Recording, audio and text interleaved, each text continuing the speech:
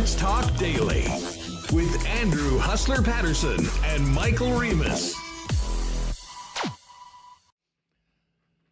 What's up, everyone? Welcome to Winnipeg Sports Talk on an absolutely glorious summer Thursday here in the Peg. Andrew Paterson, Michael Remis with you. CFL Week 8 gets going tonight. The Olympics are underway. And we got a huge game for the Bombers on Saturday night. We're going to be all over it today. Scott Billeck from the Winnipeg Suns been out at Bomber practice all week. Billeck will join us a little later on. We'll have the latest on the Bombers. And we'll also discuss the Cole Perfetti situation with his upcoming contract. And we've spent a lot of time talking about whether it'll be a bridge deal. Might they go longer term? Scott's been doing some digging at a piece in the Winnipeg Sun on that, so we'll find out what he's been hearing from both sides as one of the remaining bits of business that has been unresolved continue to be a topic here on WST. So Billeck's coming up, and hey, it's Olympics time, so we're going to be all over the Olympics. Kirby Schepp, head coach of the Bison men's basketball team, longtime former coach with the Canadian junior ranks, has a lot of experience with plenty of the NBAers that are going to be representing our country. So we're going to dive in and look at Canada's chances in Olympic basketball and get Kirby to give us some thoughts on the rest of the competition. And I promised we would find somebody that could explain to us what is going to be happening when breakdancing enters the Olympics. We're going to do a lot more than that. Strizzzy, Mark Strong, Mr. Everywhere, coming up in a few minutes, and he's going to be hosting Olympic FOMO on CBC, all platforms, every day throughout the Olympics. So kind of look at Team Canada, our big medal hopes, what to look for, and what he and the team are going to be cooking up for Olympic fans over at CBC. And hoping we'll be able to catch up with Dave Naylor, who's hitting some NFL training camps right now and checking in on Nathan Rourke with the New York Giants. So fingers crossed we'll be able to talk for a little bit with Nails a little bit later on today. Hey, CFL fans, if you haven't checked out CFL 110 yet, what are you waiting for? Get on over after Winnipeg Sports Talk today to our YouTube channel and check out the latest edition of CFL 110. Jeff Hamilton and I dropped that yesterday after Winnipeg Sports Talk. And if you are listening on the podcast, make sure to search CFL 110 wherever you get Winnipeg Sports Talk and give a sub to our newest bit of content coming out weekly here on WST. CFL 110 brought to you by our friends at Garage Living Winnipeg. Find out more on what they can do for you at 999-1234. Also want to thank Coolbet, Princess Auto, Canadian Club, Wallace & Wallace, F Apparel, Little Brown Jug, Rollies Transfer, Consolidated Supply, Manitoba Battery, the beer can. This is a perfect day to get out to the beer can, I must say. Royal Sports, Boston Pizza, the Gold Eyes, Aikens Lake Wilderness Lodge, Assiniboia Downs. We'll do a why not question of the day. And we will do a golf report for Breezy Bend. I'll actually do that right off the hop. Congratulations to Braxton Kuntz. Speaking of WST bump, he was trying to make history this week, winning a 4th straight Manitoba Amateur Championship. No one had ever done it. Well, someone's done it now. Braxton wins the tournament yesterday. There you see it. And it went down. He was one shot down going to 17. But his playing partner had, I could only be called a disaster, an 8 on 17. Oh. The snowman coming at the worst time. I was talking to our pal Mike Lay, accountant to the Stars Ream. He was at Rossmere following what had happened, and I said, what exactly happened on 17? This is what he had to say. Hit it into the left trees over the hill on the left about 5 feet in. Couldn't get a club on it, so I had to take relief to the middle of the 7th fairway. Came back over to the 200 plate and then lost his 4th shot into the wind. Tight to the right bunker to a pin right over the trap. Couldn't stop it. Ended up on the far fringe. Came up 8 feet short and missed that putt. I mean, a really unfortunate end to an amazing duel between the two. But Braxton Kuntz, pride of Breezy Bend, congratulations. History-making 4th Manitoba Amateur Championship. And for Drew Jones, who played so well out of Shiloh, apparently doing it on a mangled knee that happened courtesy of one of his students plowing him in. I think he was wearing a brace. Tough end to a tournament that, he was right there. And as I said, had a one-shot lead heading to 17. So congratulations right off the top to Braxton Kuntz. The WST bump lives.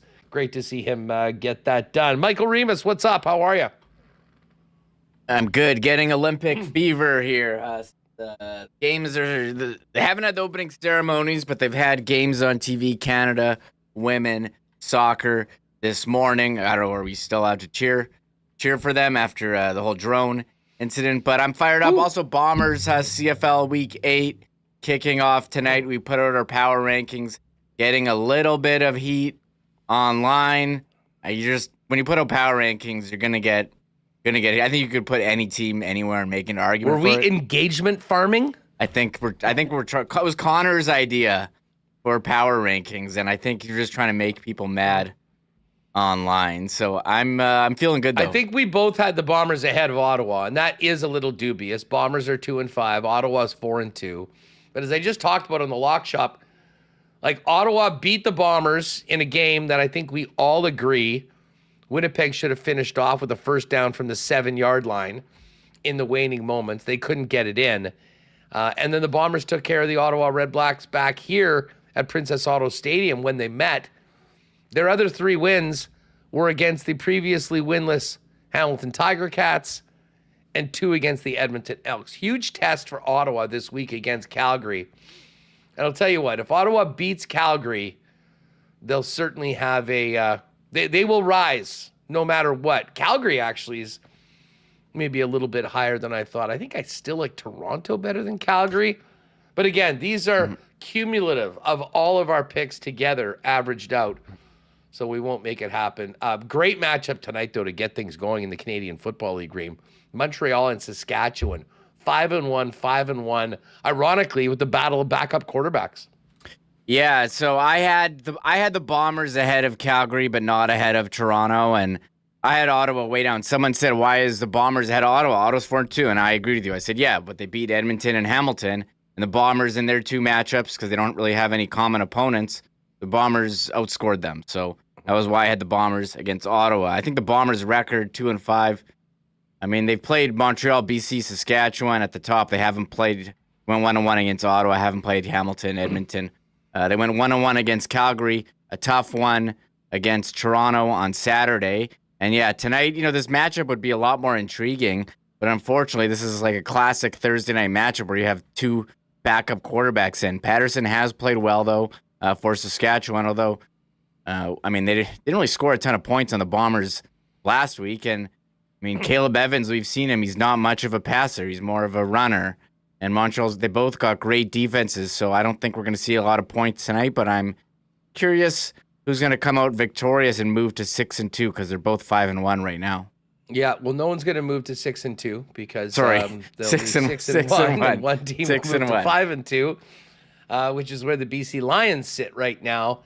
And the Lions are off this week with a bye heading into the big game next week here in the Peg at Princess Auto Stadium against the Bombers. Bombers are like the slightest of favorites, basically a pick-em between Winnipeg and Toronto over at Coolbet. We'll hear from Mike O'Shea and a few of the other Bombers a little bit later on. But listen, right off the bat, Remis, the Olympics are underway. Canada's defending Olympic champion women's national soccer team hit the pitch today in, I think we just have to call it, very controversial circumstances. This business with one of their members of the what do they call it? Not necessarily a coach, but the team entourage getting arrested for illegally running a drone to film the New Zealand soccer team's practice, the New Zealand team that they played this morning. It was a huge story, an absolute black mark on the federation, the country. And as I said yesterday, I feel sick for the women that have represented our country so incredibly well because they deserve better than this. Bev Priestman, the coach, removed herself from the game today voluntarily, but there's investigations going on. I don't think that she's able to keep her job after this, to be perfectly honest with you. Listen, there wasn't a ton of fans at this game today against New Zealand. Canada was down early. They ended up coming back to win 2-1, so a very important 3 points, although New Zealand is appealing to the Olympic Committee that Canada should not get the points for the matchup. Now, I don't believe that will be the case, but the bottom line is it's a mess. Our women that have represented our country so well deserve better, and this is far from the last that we're going to hear of this. And holy smokescreen, when Canada takes on France, I believe in their next matchup, that's, I think, going to be the first time where we see just how this has affected the way fans and people at the Olympic Games are feeling about our team and our program because of what some of these coaches on the periphery decided to do with the drone against New Zealand of all teams.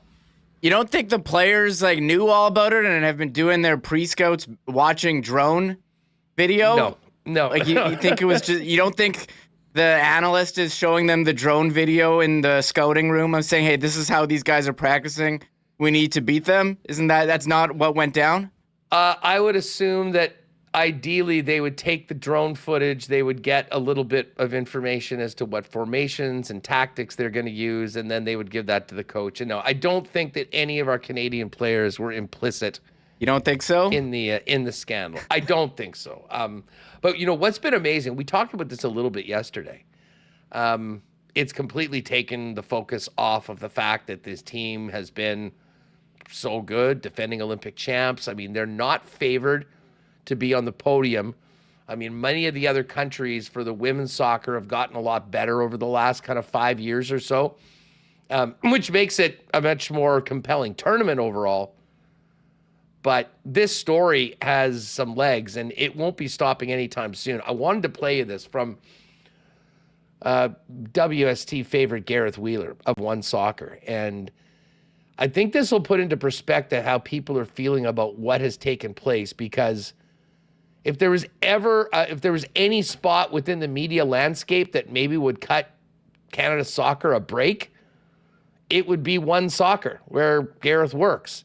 But he's a man of integrity. He calls it the way he sees it. And listen to this from Gareth Wheeler yesterday on this situation with the drone footage and the scandal that kicked off the Olympics for our women's soccer team.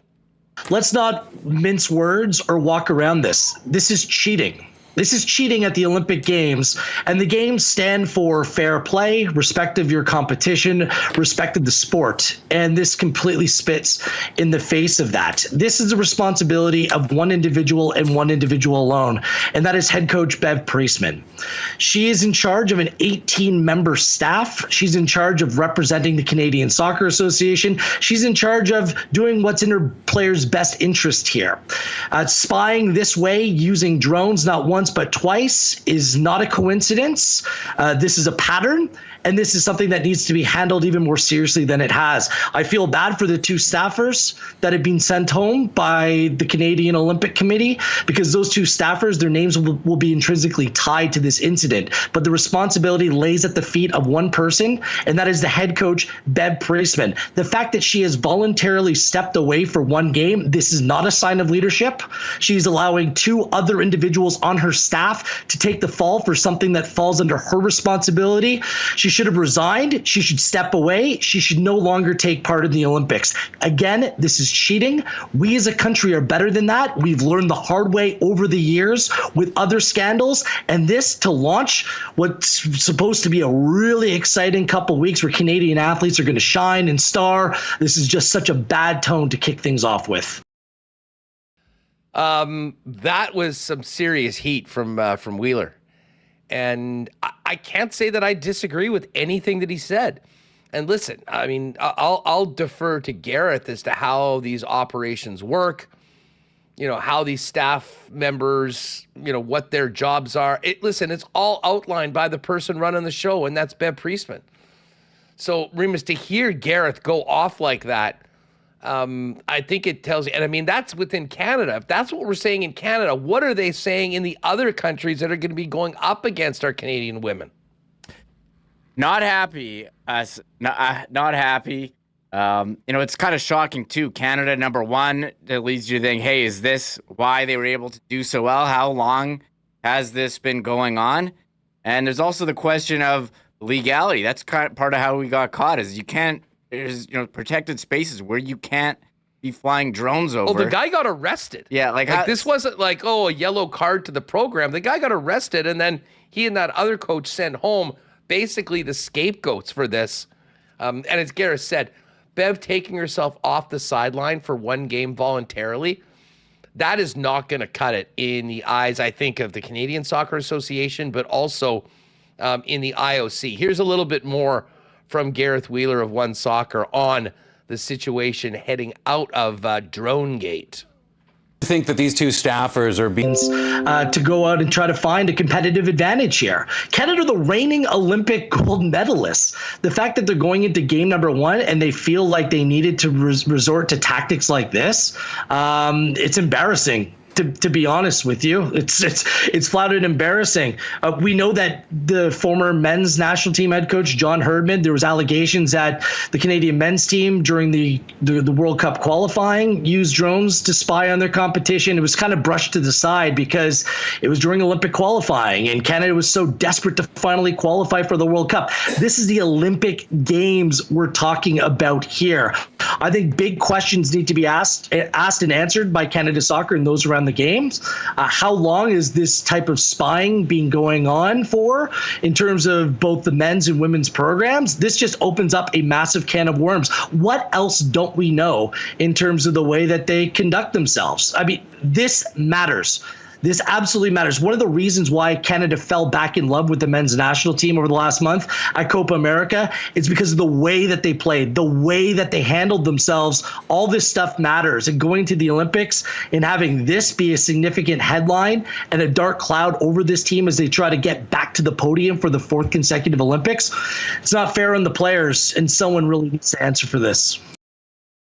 There's Gareth Wheeler, more heat from One Soccer. He, was on a few media outlets yesterday and wanted to fire that up because, listen, I think it's appropriate. And again, I will echo what he said at the end. I feel terrible for the women that have represented our country so well, being sucked into this, and the people involved bringing our country and our programs, especially our women's program, into disrepute before that. The good news is that they won today, although it was a tough one. They were down 1-0. They ended up coming back, scoring in extra time, or in the added time, I should say, in the first half, and then 79 minutes in. So Canada gets win number one without their coach on the sideline and now moves on. France coming up, and that is going to be, this is not the last we've heard of this story. I can pretty much tell you that. Speaking of Olympics, and we're going to bring in Mark Strong in just a minute. We've got a great guest tomorrow. Jesse Campagnato of CBC is going to join us. And we're going to run down the big stories. We will preview the men's basketball tournament later on with Kirby Schepp, which should be fun. But all of the top athletes, and specifically for those of us here in Manitoba, we should give an official WST good luck to all of our Olympians. But Kelsey Wog is in the pool, incredible swimmer, longtime member of the U of M program. Skylar Park in Taekwondo. Luke Herr on the men's volleyball team, along with Eric Lepke from Steinbach. Shayla Roche on the women's water polo team.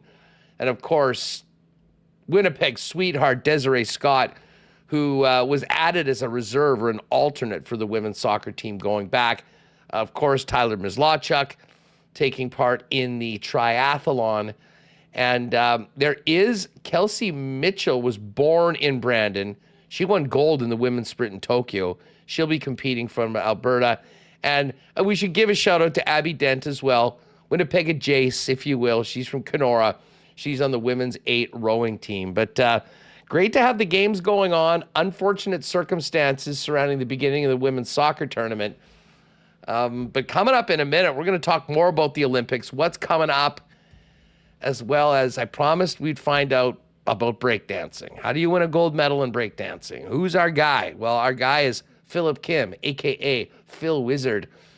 We're going to welcome in Mark Strong in just a minute to do that. Listen, I mentioned to check out CFL 110 if you haven't already. Before things get going tonight, big game between the Riders and the Montreal Alouettes. CFL 110 brought to you by our pals over at Garage Living Winnipeg. And, of course, Pat Kanuga, great friend of the program, is the one that's been meeting with WSTers and CFL 110 listeners that have inquired about that full garage makeover. And listen, we're still in July. It's beautiful. They're booking jobs into September already. So if you do want an extreme garage makeover or a minor garage makeover before winter, get on it. Give Pat a call at 204-999-1234 to find out more about how Garage Living Winnipeg can completely transform your garage into a clean, organized, gorgeous place to work and hang out. Maybe have the boys over for the big game. And that can happen in just a few days. Specializing in durable polyaspartic floor coatings, premium made-in-Canada metal cabinets, slat wall and overhead storage solutions for a functional garage that looks amazing and adds value to your home. Give Pat a call for a free in-garage consultation. He'll pop by and meet with you, 204-999-1234. And whether it's a single, double, or triple garage, or 10-car garage mahal, Pat will come up with a design to meet your needs within your budget. Again, Garage Living Winnipeg. Garage is made for living. You can check out more of their amazing work online at garageliving.com. Speaking of homes, if you are moving homes at any point over the course of the next few months, get the white glove treatment from the gang at Roley's, the most trusted name in moving in Manitoba for over 60 years, family owned and operated right here in Winnipeg. Roley's got an extensive logistics business that takes them throughout the province on a daily basis, throughout the city as well as southern Manitoba, which means flexible routes, flexible timing, and great rates for your next move. They've relaunched their website at Roley's.com. Amazing. You can find out everything about the history of Roley's, all of their services. But if you do have a move, click on that request a quote feature up in the top right. Let them know when and where you're moving and what you're moving, and the Roley's team will turn it around with a great quote for you very quickly so you can take the stress out of moving, and Roley's can give you and your belongings the white glove treatment heading to your next location. Roley's Transfer, the most trusted name in moving in Manitoba for over 60 years. Find out more. Request a quote today at Roley's.com. Got to shout out our friends at Consolidated Supply. What a summer they've had. There's been a lot of water at times, and that's meant busy times for Consolidated Supply because they, of course, are the leaders in irrigation systems and solutions. From lawn and garden to golf, they do it all. They've also got artificial turf options if you're done with cutting the grass. Not to mention golf carts is the exclusive club car dealer in Manitoba, but also other great options for your property like hot tubs and amazing outdoor kitchen options. They're also the leaders in small engine parts and repair. Pop by and see Consolidated Supply today at their showroom, open to the public, 1395 Niagara Road East, or find out more online today at cte.ca. And Donnie and the gang at Manitoba Battery are busy as well. And you can imagine, I mean, you know, during the winter, they're the go-to spot to make sure we're getting from point A to point B, getting the battery to make sure you can handle the Winnipeg winter. Come summertime, they're powering all the good times on your holidays and on your weekends with batteries for boats and campers and ATVs and everything that you'll be using when you're maxing out on your summer fun.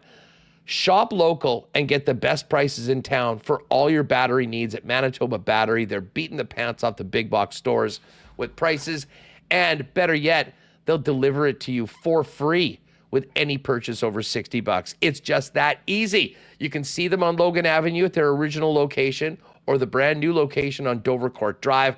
Give them a call or order online today at manitobabattery.com. All right, Scott Billeck with some Jets and Bombers talk coming up in a few minutes, but let's get things going with the Olympics. Canadian hopes, what to look for, and breakdancing in the Olympics. How do you win the gold medal? Let's welcome in Mark Strong from CBC right now on WST. What is up, Mark? Thanks for doing this. Thank you for having us, guys. I appreciate it, man. It's go time for the Olympics. So what have the last couple weeks been for you getting ready for all of these sports that you'll be covering on a daily basis for folks that have been working all day? Yeah, it's been mad hectic already. I mean, it's and I think the fun of FOMO is that everybody's going to be looking for the, what we're pretty much expecting. We want to look for the stats. We want to look for the gold runs. We want to look for, maybe some drama. But we are there for all the little stuff that you might miss. I don't know if you're an Olympic fan. I've been an Olympic fan for a long time. Oh yeah. And every time, you hear about the gold medalists, you hear about the, who won, who was on the podium. Then years later, you go, oh, this happened back in 2014. Some little nugget, some little gem, some little something you didn't know about, an interesting story. All this stuff is what we're going to cover in FOMO. So you don't have to wait 2 years for it. You'll hear it right after the day. Well, and you know what? I'm more excited about these Olympics than 2020 was obviously pandemic time. I mean, everything was screwed up. But to have, listen, it would be great if it was in North America for time zones, but just the fact that, we've got things starting in the morning and really going throughout the day. Coming on around 6 o'clock news here for us in the central time zone as everything wraps up, for your show, that is going to be probably a crash course for a lot of people that had to work during the day to get caught up on everything that our Canadians did, as well as I'm sure the big stories around the Olympic Games. Yeah, absolutely. And I think that's the fun part, is that because CBC does an incredible job of listing everything throughout the day, we'd like to touch on everything that happens, but we don't want to keep regurgitating what you heard 6 hours ago, 4 hours ago, 3 hours ago. We want to let you know that, yeah, that happened, but then this happened. So we want to keep you up to date, and then we want to give you something brand new and refreshing that you won't get on the regular stat shows. You know what I mean? Now, for people that haven't been they're ready for the opening ceremonies, but are kind of like, okay, fill us in, who we got? Summer McIntosh is the name we keep hearing. Potentially on a few podiums right now. What are the chances that Summer is sort of the face of Canadian success at the Paris Olympics? Yeah, absolutely. She's an outstanding swimmer, and she's made waves in this competition. I didn't mean to be that corny, but you know what I mean? She's literally somebody that, if you don't know, it's funny to us because we always play on the fact that it's summertime because it's in the summer and she's Summer McIntosh, but it's really her time to really shine. And I think there's going to be we could see her at least grab 2 golds. And I think that starts off, which is also funny that around 61% of our athletes are female. So we're going to get a lot of golds and a lot of hardware in the women's section anyway, and she's going to come away with at least 2, I think. So, well, and the pool, and swimming is one of those sports that, for the most part. Although, credit to CBC because they really do throughout the 4 years. If you want to see the World Swimming Championships and some of these Olympic sports, they do in there, but it's just not as part of our general sports discussion. Sure. These athletes and someone like Summer can come in and, go from relatively anonymous swimmer to household name coast to coast with some success. And listen, the hopes are high for her. And I believe she's not even 18 years old, is she? So young. That's the thing too. It's she's just, it kind of reminds me of Penny Alexiak when she was really starting to be that budding talent and whatnot. Now she's a household name, now she's getting the sponsorship. Now she's getting the respect. But initially we're kind of go Penny, go. Some of us did not know. If you're in that swimming lane, then again, another corny line. If you're in that lane of swimming competitions, you know who Summer McIntosh is. But after the Olympics, I think everybody will. Mark, we'll see Andre DeGrasse with the incredible honor of being the co-flag bearer. Yeah. He has been he's been one of our great medal hopes in arguably the most popular and important event in the Olympics, period. Absolutely. The 100 meters. Where's DeGrasse right now? What should our expectations be? I mean, can he do what he's done before, get onto the podium and give us another incredible Olympic moment right now? Yeah, we're looking to Andre, and all I can say is I know that he's prepared I wouldn't say as well as I think he's prepared the best he's been since that Tokyo gold. Like, he's ready to come back and reclaim the gold position. It's not going to be easy. He's got a lot to deal with between the Noah Isles and everyone else who will be challenging that gold run. But Andre's got a really great shot at that, and he's probably got a really good shot as well to Canada in particular with the relay as well. So he's got a choice there, like, that singles or that relay. Either way, I know that Andre is definitely in it for possibly getting on that podium. And when I say possibly, I don't mean like I hope he creeps in. They're going to have a problem with Andre. Andre is ready to really hit that podium and get the bronze, the silver. We love the silver and gold, but I'm telling you, he's going to make the podium. Hey, listen, that is, if you watch one event, and there's a lot of people that literally do, the world seems to stand still when that 100 meters goes, and Andre DeGrasse is going to be in the mix for a medal right there. Speaking of track and field, I was reading, we're a hammer nation. We have the top male and top female in the hammer throw right now. That I would not have guessed that, but again, some of the more obscure events, every now and then Canada pops off, but track and field, such a huge focus of every Olympic Games. We'll have a bunch of Canadians in there, but I imagine that'll be something that you guys will be keeping close tabs of on Olympic FOMO. Yeah, and we'll have a lot of behind the scenes stories as well too. And the most important thing about our show, and we really pride ourselves in, is that we are very much story over stats. So you're going to get the stats all day long, but you're going to find out more about our hammers. You're going to see exactly what the training, the families, the journeys, that kind of stuff is going to be the go-to look for when it comes to FOMO. You know what? Speaking of those events, our guy, Peg City's own, Tyler Mislawchuk in the triathlon. Yep. And, we keep in touch with Tyler throughout the year. Great guy. Awesome interview. If you're able to get him to jump on the program. Man. He has had a wild year. Injured recently, coming back from it. And like for things like triathlon, I mean, they literally are traveling all the way across the world. He had to go to Dubai for some event, and in the middle of the desert, it's getting flooded out. And he literally traveled like 45 hours and 4,000 miles to have it canceled right now. Easy. But he has been there before. The triathlon, though, is going to be very interesting. I mean, first off, the athletic challenge that event puts the athletes through is second to none. But is that the one I think that they're swimming in the Seine River as well, which got a lot of people talking? Oh my God. So again, we're dealing with this. This is a very obscure Olympic coverage because there are so many different weird elements coming from left and right. We got lakes of water that we're not too sure is sanitary. We got like half people doing interesting things in water so people can't do protest. Like, there's so many things that are going to be components of this Olympics that's going to make it totally different. And FOMO's there for even the little weird stuff we can't wait to tell you about. Now, Mark Strong with us from CBC Olympic FOMO nightly on all platforms to catch you up and to get you ready for everything happening in and around the Olympic Games. I'll tell you what, there's one thing that I think we're going to definitely need a crash course in, and that is one of the newest Olympic competitions, which is breakdancing right now. Tell us about, like, for people that have never seen it, or obviously we know what it is, how does a breakdancing competition work? What are the athletes looking for? And when we turn it on and see it for the first time, what should someone that has never seen this before be looking for in the competition? So funny, I was so happy that breaking got in, right?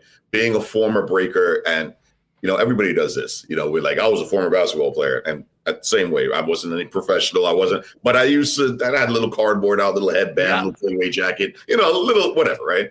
So I was part of a breakdancing crew and all that. So to see it come to a platform, go from the Bronx on a cardboard box outside of a train station or downtown Toronto to getting to a platform such as Paris. It's amazing to see that it's made those headwaves. But I think everybody needs to look for the fact that not only is there going to be so much incredible artistry, not only is going to be originality and their acrobatic levels of performance, but we really have to understand that breakdancing also has an incredible physical, athletic component to it. These guys, you talk about working out, these guys don't just they're not just happen to be slim and be able to dance. They're working. I've seen Phil Wizard do some. Have you ever seen Phil do his actual workout regimen? You would 100% think you're looking at a decathlon. He's going everywhere with everything. And that is also attributed to allowing you to be able to do the moves you want to do and make sure you have the endurance and make sure you're taking care of yourself and not getting injured. It's a real athletic performance that we don't want anybody to think that, breaking was part of the entertainment value of Olympics. No, it's an actual athletic sport. So what's going to differentiate the gold medal winner in the breaking competition from the rest of the competitors? What are the judges looking? I mean, I'm presuming it's a judge sport. What is the winner going to do better than everybody else? So to break it down real quick as well too. So there's going to be of course the Olympics this year is really big on pushing the understanding that there will be a gender parity throughout the whole Olympic Games, right? So we got 16 men, 16 women, and they'll be in two different columns. They'll have four different groups in each column. They'll battle each other, then they'll get to the quarterfinals, and then they'll have the finals. So that's how the breakdown goes. When it comes to what the judges are looking for, I try to remember it as VETMO, I believe. So it's the vocabulary, which is pretty much the versatility within your moves. E is the execution of the moves. T would be the technique. M will be the musicality, and then O is the originality. And through all originality. And through all of those, 20% will be allotted to each of those things I just said. So the judge sits down and sees, how versatile they were, what their technique was like, what their musicality is like, and then they're able to judge them off of that. Now, if you're not familiar with breaking itself, it's not like somebody will be breaking and then the next person comes on. They will be, but they're breaking towards each other. It's a competition that has a battle throwdown type of attention. So while the person is doing their moves and executing what they're doing it to their competitor. Yeah, and I'm kind of learning more about this, kind of doing a little reading up, knowing that you were coming in. Right. This is not like a figure skating event where they pick their own music and they go out and do their routine. This is, they don't do the music, and it is sort of interactive with their other competitors too. Yeah, and what's dope about that and really cool is that they don't know the music that's coming, so they've got to literally pace themselves to what they're about to hear. And if they have an original or they have their own set ready, they may have to throw a freestyle in within what they already thought they were going to do, because either they're not feeling it because of the music, they're not feeling it because of the pace. They got to switch it up within hearing the song. There's a lot of things going on while you're just watching them dance. Our Canadian hope on the men's side is Philip Kim, a.k.a. Phil Wizard. Tell us about the Wiz. Wiz is crazy. Wiz, I'm telling you, Phil is, first of all, he's a really nice guy to talk to. He's a real great Canadian story as well, too. By the way, he's from Toronto, born in Toronto. Vancouver's claiming him. We'll let them do that for now until he gets the gold. And we'll tell you guys where he's actually born and bring it back home. But Phil's a guy that's been on all kinds of different platforms, stages of the world, and he's won a plethora of medals as well too. But Phil is a guy who is not only a humble Canadian dude, but he has this energetic humility. As much as he'll smile at you, he's killing you with the dance. So Phil is the guy that is not somebody that we're like, oh, we hope that he does well. And he's a budding artist. He's been doing this. He does it for a living.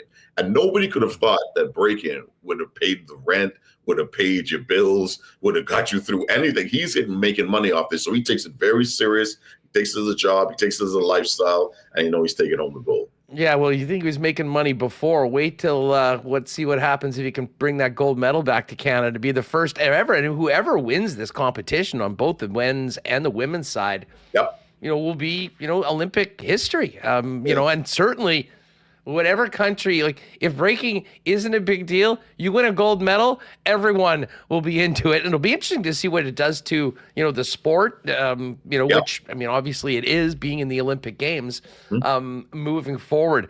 I got to ask you about the hoops, though. I mean, we had Kirby Schepp on today.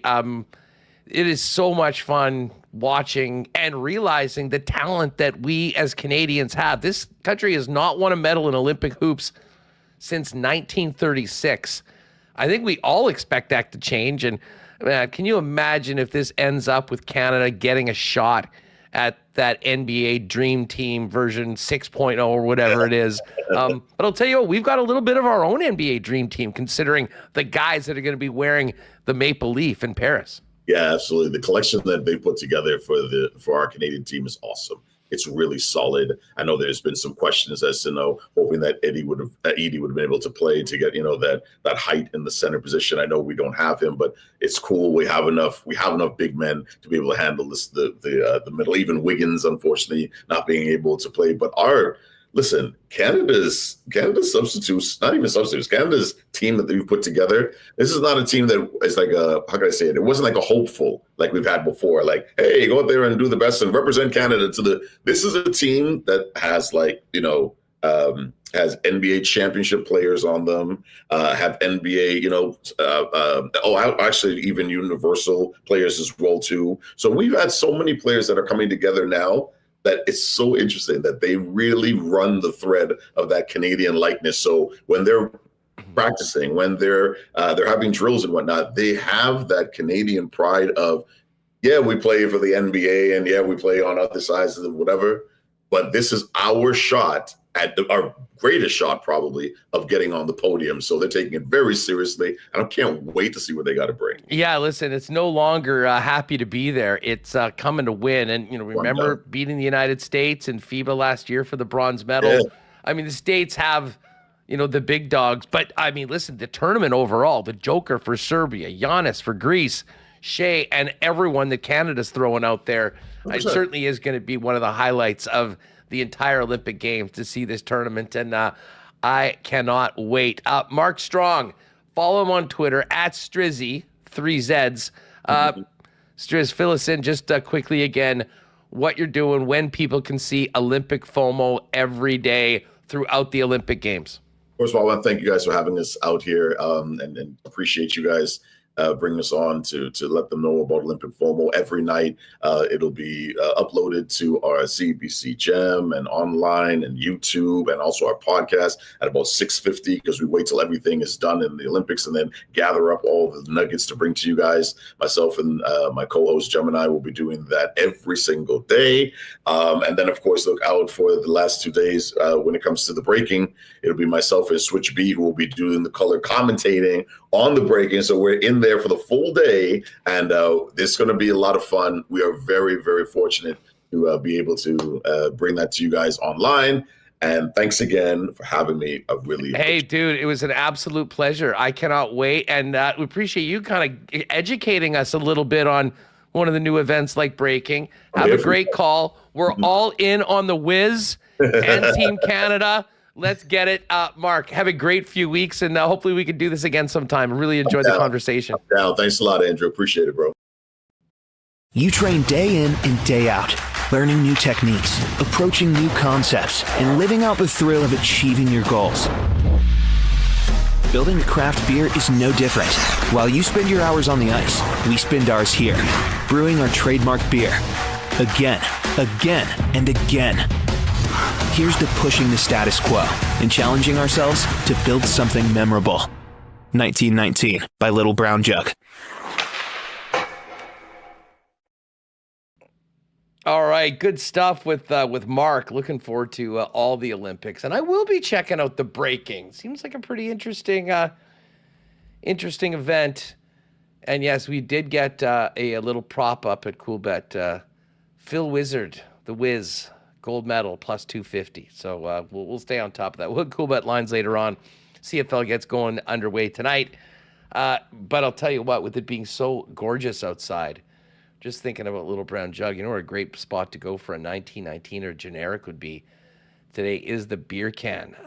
The most beautiful and biggest outdoor beer garden in the city, serving up all of Manitoba's favorite local beers, other drink options, and amazing food from the gang from Cosmos Food Cantina is all there at the beer can. If you haven't been, make sure you get there this summer.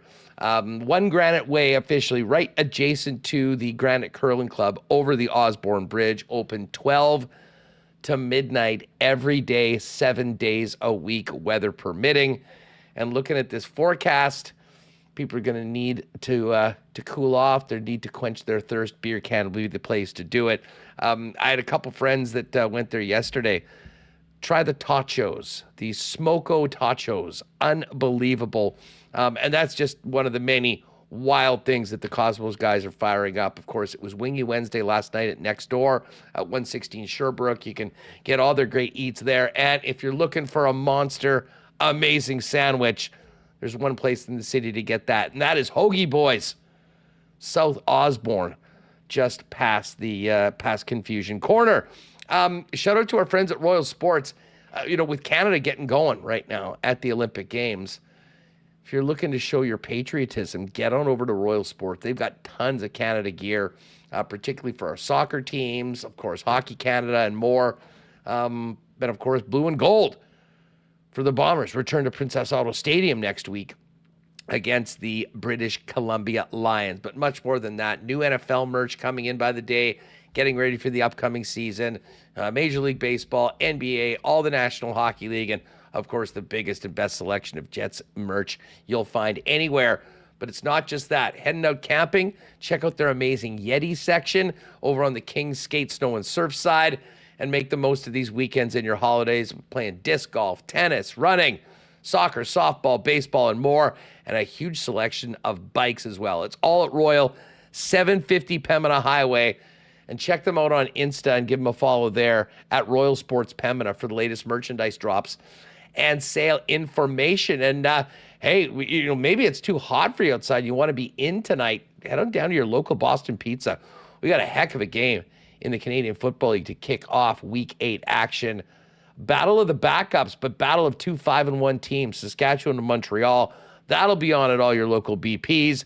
And of course, you'll be able to enjoy those ice-cold schooners, world-famous BP wings, gourmet pizzas, and more. And hey, if you are staying at home tonight, order the great taste of Boston Pizza online at bostonpizza.com. We're going to bring in Scott Billeck in just a minute, but Reem, that was a fun conversation with Mark. Love his energy, and I think that's going to be appointment viewing each and every day, catching up on everything happening in the Olympics, both with our Canadian athletes and the big stories around the Olympic Games on Olympic FOMO. Yeah, now that it's here, they're 7 hours ahead or whatever it is. So, yeah, there's going to be stuff that you missed, while we're doing the show, while you're at work. And, those recap shows or the primetime shows are going to be doing a good job keeping you up to date and showing you what you need to see. So I am looking forward to seeing, what's going to be the viral moment, Huss, of the Olympics. He did mention Penny Alexiak. She captured the heart of a nation a couple of years ago, Huss, led to the Lou Marsh Award, or whatever it is now, Rising Star. Where do they change it to now? Lou Marsh Award at the time. And who's it going to, could whatever happens this year at the Olympics affect that award? And, will we see some breakout stars? You mentioned Summer McIntosh, many, talking about her. Andre DeGrasse, always in there, but you also mentioned the Wizard, Phil Wizard for breaking. Man, he's like a Red Bull athlete, sponsored by Lululemon. This breaking could be huge. And, a number of other athletes. Could there be some surprise, someone that, comes out of nowhere, and performs? Yeah, I mean, listen, I love the team events. The basketball to me is the must-see event, especially with Canada being so good, going up against the LeBron James-led USA All-Star team.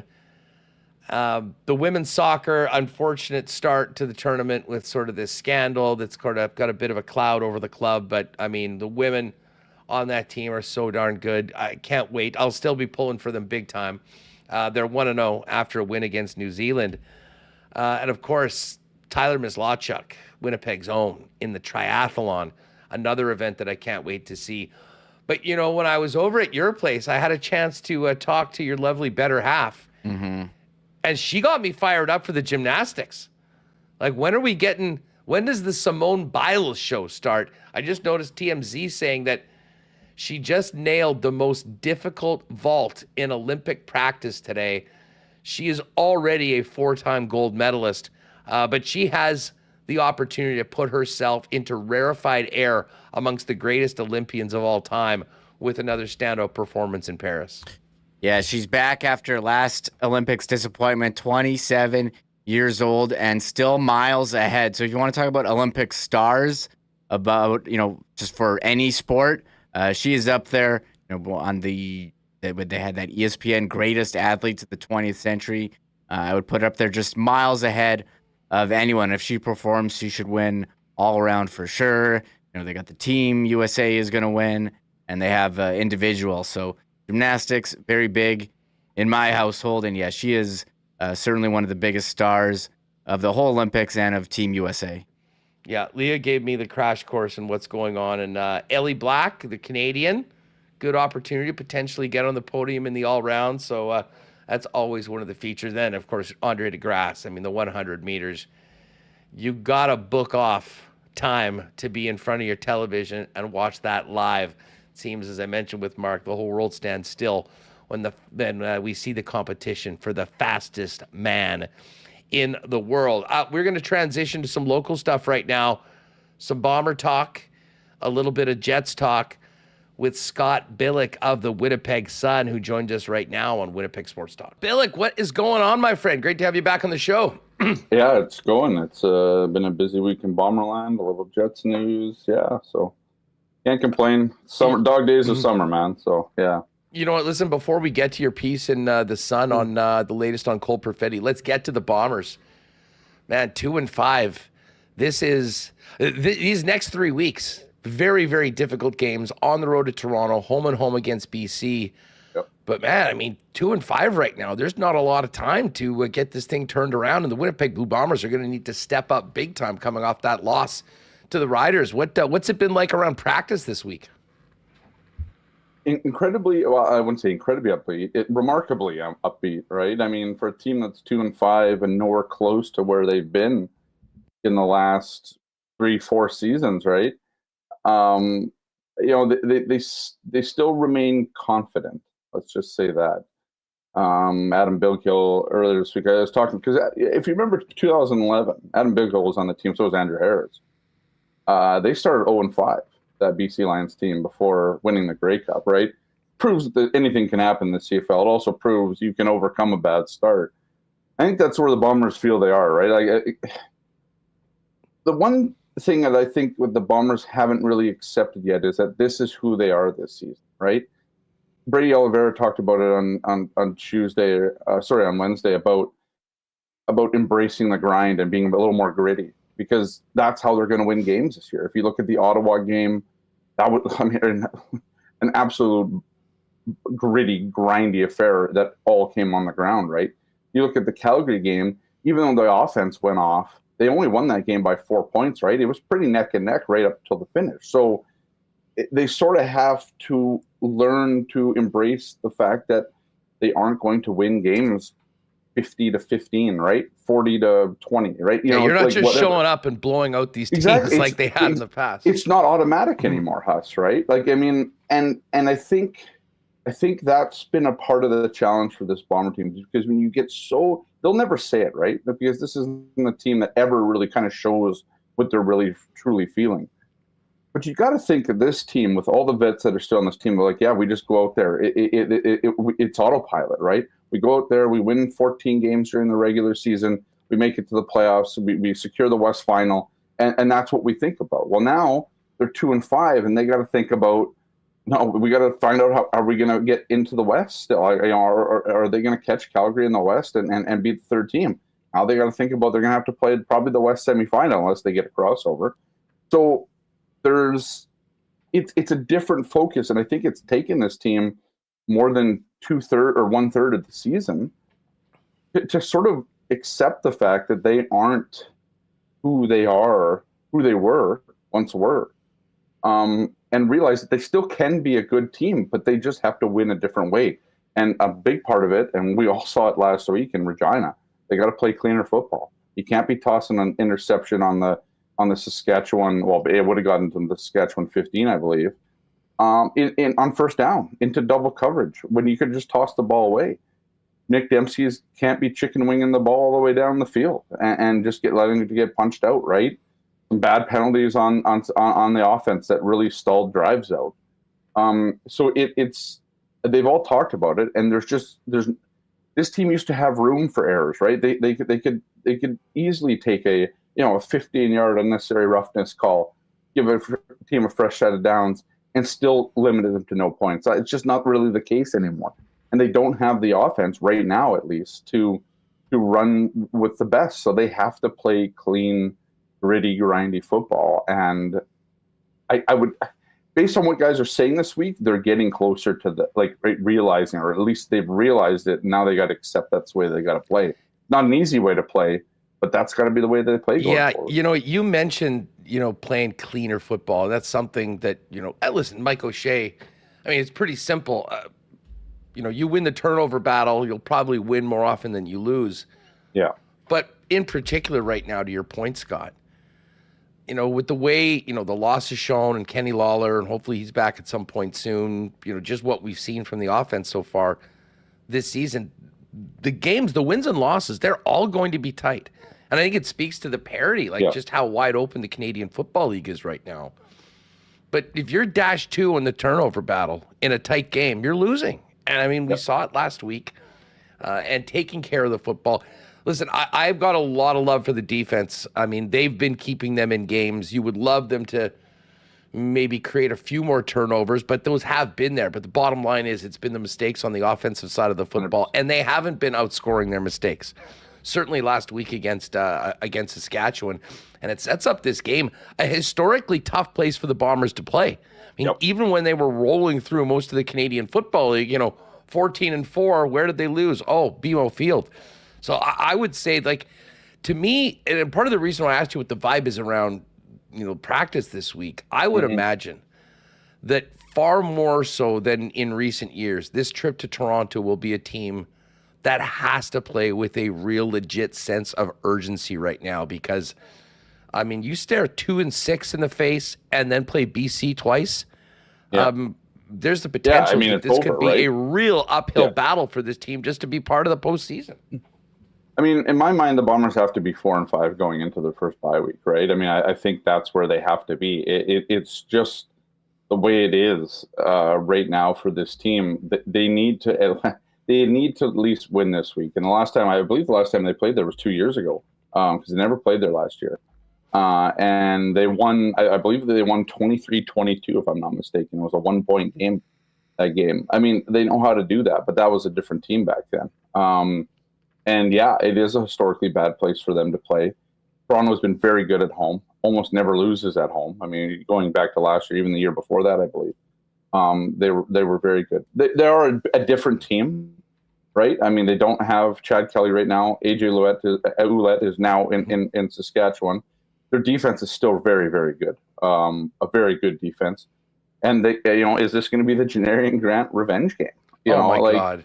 I mean, we saw it again last week. The guy's got 3 return touchdowns, and I mean, Mike O'Shea was asked this yesterday, and he's never going to say we regret not doing that, but they regret they doing. They've tried out 3 returners now here, Myron Mitchell, Chris Smith, and Cody Case now.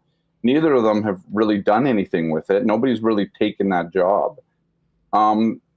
And yeah, I mean, the bar was set pretty high by the old guy. It was, but it's just it was sort of, you want to talk about unforced errors and stuff like that, or cleaning up the game. Well, maybe cleaning up the game also includes off the field and making sure you bring guys back that are big time contributors, and they're seeing that this year. I think it'll be a good learning lesson going forward. Some of these guys, I mean, the whole thing is right. Jamar, you can't sign everybody. I get it, right. You can't sign anybody, but you can see where their issues are right now this year. And it's the guys that they're missing. Would you love to have the guy? Absolutely. I mean, the only thing I can think of, based on what he reportedly signed for, is that they didn't trust him to stay healthy. I mean, he missed a period of a good 2 months last year, and He did. And listen, they Don't were you in have to take a risk on that? Like, isn't that? I mean, yeah, I know. It's like, It's all yeah. hindsight, I mean, right Yeah. now, would I like to have the guy who the 100%, Bombers? yeah, Damn we're right, I talking- would right yeah. now. That's the only reason I can We're think playing of with perfect because information right now. yeah, exactly. it wasn't like he went there for $200,000 and there was no. I mean, it's been reportedly about $80,000, and Yeah. I would imagine that even with where the Bombers are at the salary cap, that would have been doable. And the only reason I can think of is they didn't believe that they could count on him to be in the lineup often enough. And Yeah. he's in it right now, and he's absolutely nuking teams every time he gets the ball. Well, and- two and other, it- two, yeah, two one other other quick- thing, just to Yeah. your point there. Janarian Grant, I mean, the Bombers have lost three of their 5 games by less or 4 points or less this season. Just saying, right? I mean, if you have one of those touchdowns in one of those games, you might those be, flip games, those absolutely Exactly. I mean, flip games. This is one thing that we haven't talked about yet. And I'm not saying that the Bombers deserve to be it, but it's possible the Bombers could be 5-2 right now, right? That's sort of the flip, right? Because 3 of their losses came by 4 points or less. The One Elks came could in be overtime. 5-1. Well, exactly. I know, right? So this is sort of it with the CFL. So we keep saying the Bombers aren't very good because their record sort of dictates that. It's the old Bill Parcells thing. But there are a chance, even the BC game that they lost this year, it was a 4-point game, right? So, or 3-point even that night. It was 3 or 4 points. Either way, it was a close game. And the point is, this team just hasn't found a way to sort of win those games like they used to have. So, yeah. Any word? I mean, like, listen, this offense needs a shot of energy. It's not coming from Dalton Schoen. Any word on Kenny Lawler's availability over the next little bit? Yeah, it looks like a couple weeks, probably maybe after the first bye week, like the second BC game. I think that's sort of what they've been targeting. He's out there every day. He's got nothing on his arms, or on his arm that he fractured or broke. So it looks like, I think this is all just a process, right? It takes this amount of time for this to heal, and they just got to wait until it's strong enough that he can take contact, potentially fall over, whatever, right? Like all the things that happen. But it sounds like after the bye week, that could be the one for him. Well, he can't get back in the lineup soon enough. An interesting signing too of Aaron Grimes this week. What a story! Like, I mean, 2 years out of the CFL. 2 years, yeah. So back-to-back training camps, back-to-back blown ACL, same knee. Here's a guy who ended up getting his personal training certificate during COVID. Was working with a place called Orange Theory. It's kind of like a fitness studio type thing. They allowed him to work there, but they also allowed him to rehab there too at the same time. So he was kind of doing that, training, all that stuff throughout. Figured his career was over, and he was okay with it. He said himself when he was here, one of the first things he said, he's like, I remember this field. Because in 2015, the Elks won the Grey Cup on that field at IGF, or it was called IGF back then. So yeah, he wants to rewrite a chapter, the last chapter of his career, going out sort of on his own terms, because he feels like the last 2 years have been robbed from him. 100% they have, right? I mean, just 2 brutal injuries. We'll see what he can do. I mean, the one thing that it's interesting is they brought in Lucky Whitehead, a month ago now, and he still hasn't been anywhere close to cracking the lineup yet. So it'll be interesting to see what they do. I mean, it's not like Tyrell Ford or Tyrell Ford or Terrell Bonds have been bad at the halfback spot either. So it's interesting. It'll be interesting to see what they do with Grimes. But I think part of the reason he reminds me, and not that there's comparison between him and Matt Hendricks, but he reminds me of a guy that they brought in just for some veteran leadership, especially among some of those young DBs that they have on that team. VP of morale coming into the thing, a la Hendricks. Hey, let's move over to the Jets for a minute. You had to call him. Listen, we've talked about this for the last couple of weeks about the Perfetti. Yeah. Is it going to be a shorter term deal? Might it be a longer term deal? I was intrigued by a little nugget in your piece in the Winnipeg Sun that, from the Perfetti side, there might be a willingness to discuss that route. What are you hearing right now about where things are at between the club and what's on the table, or could be? So I remember shows a few weeks ago where I was like, no, there's no chance. Why would he take a long-term deal? And then I was like thinking to myself, like, well, instead of just thinking that, why don't I try to dig around for it, right? So it's true. It's true. It's possible that a long-term deal can be hashed out. This is what I've been told. Perfetti has been happy with the conversations that he's had with I believe Garneal reached out to Cole Perfetti more than once so far to sort of talk to him, tell him about his plans. He's very much in the top 6 plans going forward now. I believe there was some strife. I'm made to believe there was some strife between him and Rick Bowness, Perfetti, that is. I think that obviously we saw some of that play out, and he wasn't playing later on. But I believe there is a path here to a long-term deal. I believe a short-term contract starts at Shane Pinto's deal, the $3.75 million over 2 years, and I believe a long-term deal is in that $5 to $6 million range, or 5 to 6 year range. I love the Quinton Byfield deal at around that $6 million mark per year, and so I think this is good news for both sides. Obviously, it's good news that I think it's really good news for the Jets, because I mean, we've seen this before. Like, I think this has been a little bit of an off season of relationship repairing, let's just say, on a couple fronts, including and also including Nikolai Ehlers, right? And I think they're trying to make some inroads there too on trying to repair whatever has gone wrong there. I think we can kind of guess it, maybe what was wrong there. But I think for Cole Perfetti, the fact that the Jets have that option and that they can bring a long-term deal to the table, and he'll consider it, that'd be a pretty big win for this team, I think, this summer, in the face of Rutger McGroarty situation, in the face of where Cole was last year. And I think from what I've heard is it's realistic for Cole. I think the numbers are realistic for Cole. You look at the comparables; those seem realistic, and we know that Cole has a heck of a ceiling too, right? I mean, he obviously had his 23-game slump last year, but he still finished 5th on the Jets in scoring last season. Yeah, and listen, young players, you go through some tough times. It makes you. I mean, it helps you in the long run, and there's a lot of reasons, I think, to be bullish on Perfetti. And just as far as the deal goes, and I mean, I've sort of been, taking the other side, thinking that, a long-term deal would be, and I think should be, attractive to the Perfetti camp.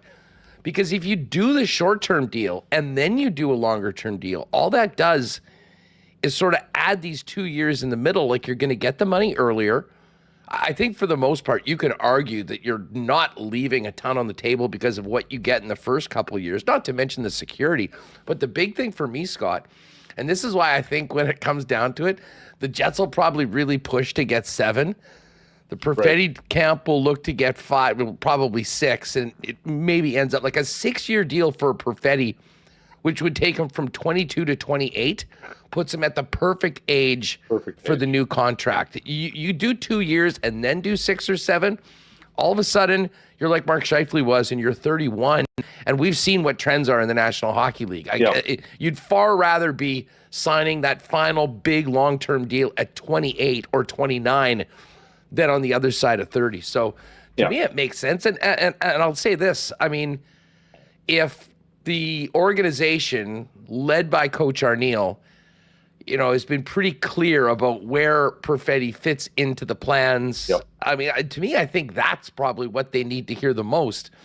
Because once they get down, like you've said, we have some very similar comparables. Lundell's deal, Quinton Byfield's deal.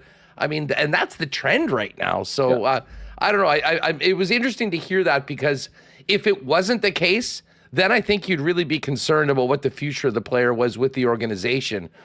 Because everything else would point to this is a good time to get some security, to get a nice big raise, and put yourself in a position that if you play well for the term of the career, you're coming in your prime into free agency and really cashing in after being paid very well for 6 seasons or so. Yeah, and I think that's exactly why what I've heard from what he's looking for is that 5 to 6 year range, because of exactly that, right? If you're going to try and avoid the Mark Scheifele sort of mistake, or whatever you want to call it, in terms of his contract at least, you don't want to sign an 8-year ticket. And you're seeing younger guys not sign these 8-year tickets all the time, unless you're Elias Paterson, right? Where you're going to make upward, it's like $10 million a year, right? I mean, That's a completely different thing. But if you're only going to make 6.5, let's say, in that range over your AAV, yeah, you want that, because the other thing you want to do is the reason why you go the short-term route is especially for a guy like Cole Perfetti.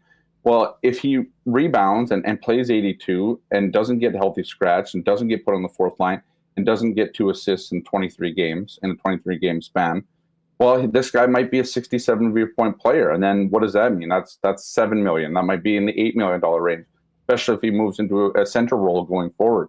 So I think for the Jets, from that perspective, gives them some good cap certainty going forward, and gives them that Mark Scheifele, that Nikolai Ehlers, that Kyle Connor deal, where the player often outplays his AAV, right? And then in 6 years they deal with whatever he wants to make at that point, right? Whatever the market value is, knowing that the cap's gone up over 6 times over, likely, right? That sort of thing. So, but I think the best news that the Jets got this summer is that Cole Perfetti's willing, and it settles a lot of things, right? Because they've had a big coaching change, and the record majority thing has taken, has produced a lot of headlines around here. There's some uncertainty there. The Scott Arniel hiring, well, I think it's probably a good hiring for the team overall. Wasn't met with the type of fanfare that somebody else might have, right? So yeah, I think the fact that I think this helps Scott Arniel too, right? It's a boost of confidence. Oh, listen, Scott it's Arniel, a great way for him to come in. Exactly. We heard from many players, including guys that left, like Brendan Dillon, about how happy the players generally were about this. But I think you had to wonder about 2 individuals, Nikolai Ehlers, for one, for obvious reasons, and Cole Perfetti. And if Arnie can come in and over the course of the summer get things to a good place that potentially would include a long-term extension, heck of a way to start his time. I'll add one more thing, and I'd have to look at Nikolai Ehlers because I haven't dug into him as much. But Scott Arniel, I don't know if it was prophetic or not, or if he was just this is just the way that he thought. He played Cole Perfetti more. He gave him more opportunity, and Cole Perfetti was a point per game player under him. And when he filled in for Rick Bowness, that's got to play a little bit of a part into what Cole's thinking too. Because it's not that Arniel can just say it. Arniel's actually shown it while he's coached. Those were good times too. Perfetti was tearing it up. The team was winning. Well, they put him in good positions, right? They put a young player, smart, skilled, has a great shot. They put him in a good position. Worked out. And I think Scott Arniel, whether you're meant to do that or not, it's helped him in his pitch some of these sort of uncertain players, let's say, this summer. Well, and you know what? And I think back to, my time with the Moose when Arniel was coaching with Randy Carlyle. And Arnie, from talking to the players, during those seasons and afterwards, Arnie always had the role of sort of the good cop to Randy Carlisle's bad cop in a lot of ways. Carlisle was this hard ass. He would break guys down, he'd take off, and then Arnie would come and sort of build them up. And it was a really successful combination. Bonus, obviously, I'm not comparing him to Carlisle as far as the way however, some of the decisions, if you're a Cole Perfetti, for instance, you're sitting on the bench in important games towards the end of the year, that was a real challenging time for him. And I think Scott, although we saw a ton of communication with Rick and Cole, and I'm hoping that, down the road, 2 years from now, Cole looks back at that time as being a very important time for a player, realizing, what it takes to truly get to that level for playoffs, postseason, that might be a little different than the first couple years of the regular season. But listen, the bottom line is he is too important an asset and a future piece and a present piece right now not to have him in a great mindset. And if that's the case and they can get that done, great stuff. Hey, listen, just before we go, I've got to quickly ask you, We're talking hot dogs again? No, well, we can talk hot dogs. No, I have to quickly ask you what you thought about this disastrous start to the Olympics involving Bev Priestman and this Canadian women's soccer scandal. From a team that is the defending Olympic champions, I feel so bad for the women on that team. They've got a black cloud around their team coming into their tournament starting today. Yeah, first of all, one positive thing, Cole Perfetti's been in the gym since day one. So I don't know how he's responded to it. He's been in the gym on the ice basically since day one. Took a Jacked week off. Cole, bring it on. He is trying to get faster. He's trying to get stronger. I'll leave you with that on the Cole Perfetti thing. Yeah. See, this is the thing. It reminds me of Spygate, right? Oh yeah, we're the Patriots in the Olympics. The New England Patriots were a good enough team that did not, and everybody knows I'm a big Tom Brady, a big Pats fan. They did not need to have that. There was not needed, right? The Canadian women's soccer team is a good soccer team. Like they're well respected, well ranked in the world. They don't need to go and spy on New Zealand. I know, what is happening here? Like, this is the most. I'm trying to remember, and this is recency bias most likely, but I'm trying to remember like a scandal that makes seemingly a cheating sort of scandal that just seemingly makes zero sense. Like there was just, it was so unavoidable, it was so preventable, it was so unnecessary, and yet we're here. We're talking on the eve of the Olympics. Well, not now, it's today, but yesterday or the day before, whenever it came out. Yeah. I mean, they got people sent home. All the players are going to have to answer questions. Bev Friesman's done.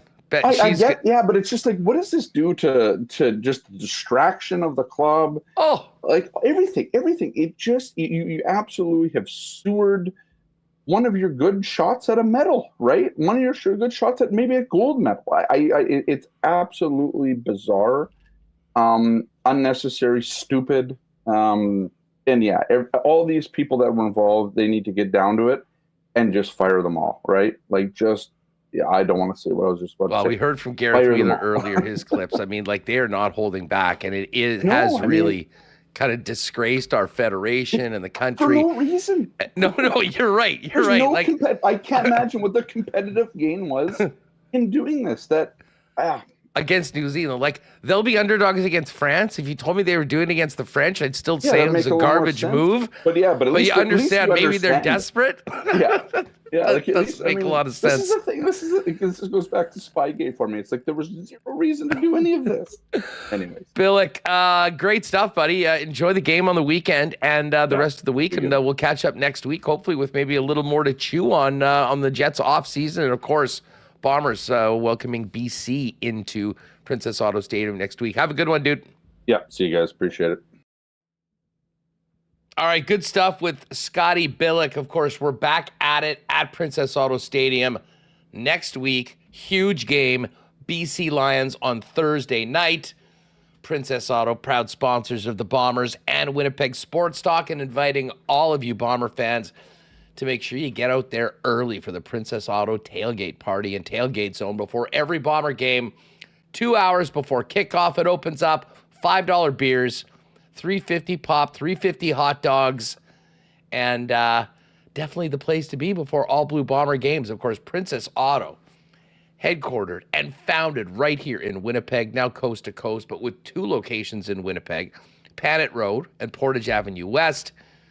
And Princess Auto is the place where you'll find the best deals on the most unique assortment of tools and equipment around. Everything you need for the projects on your list or to start something new is at Princess Auto. Huge thanks to them for their support of Winnipeg Sports Talk. Shop online 24/7 at princessauto.com. A big cheers to the gang at Canadian Club. I mentioned the Canadian Club was everywhere last weekend. Manitoba Stampede, Super Spike, Comedy Festival. And I would say sales of the Canadian Club and Ginger Ale were quite brisk on such a beautiful summer weekend.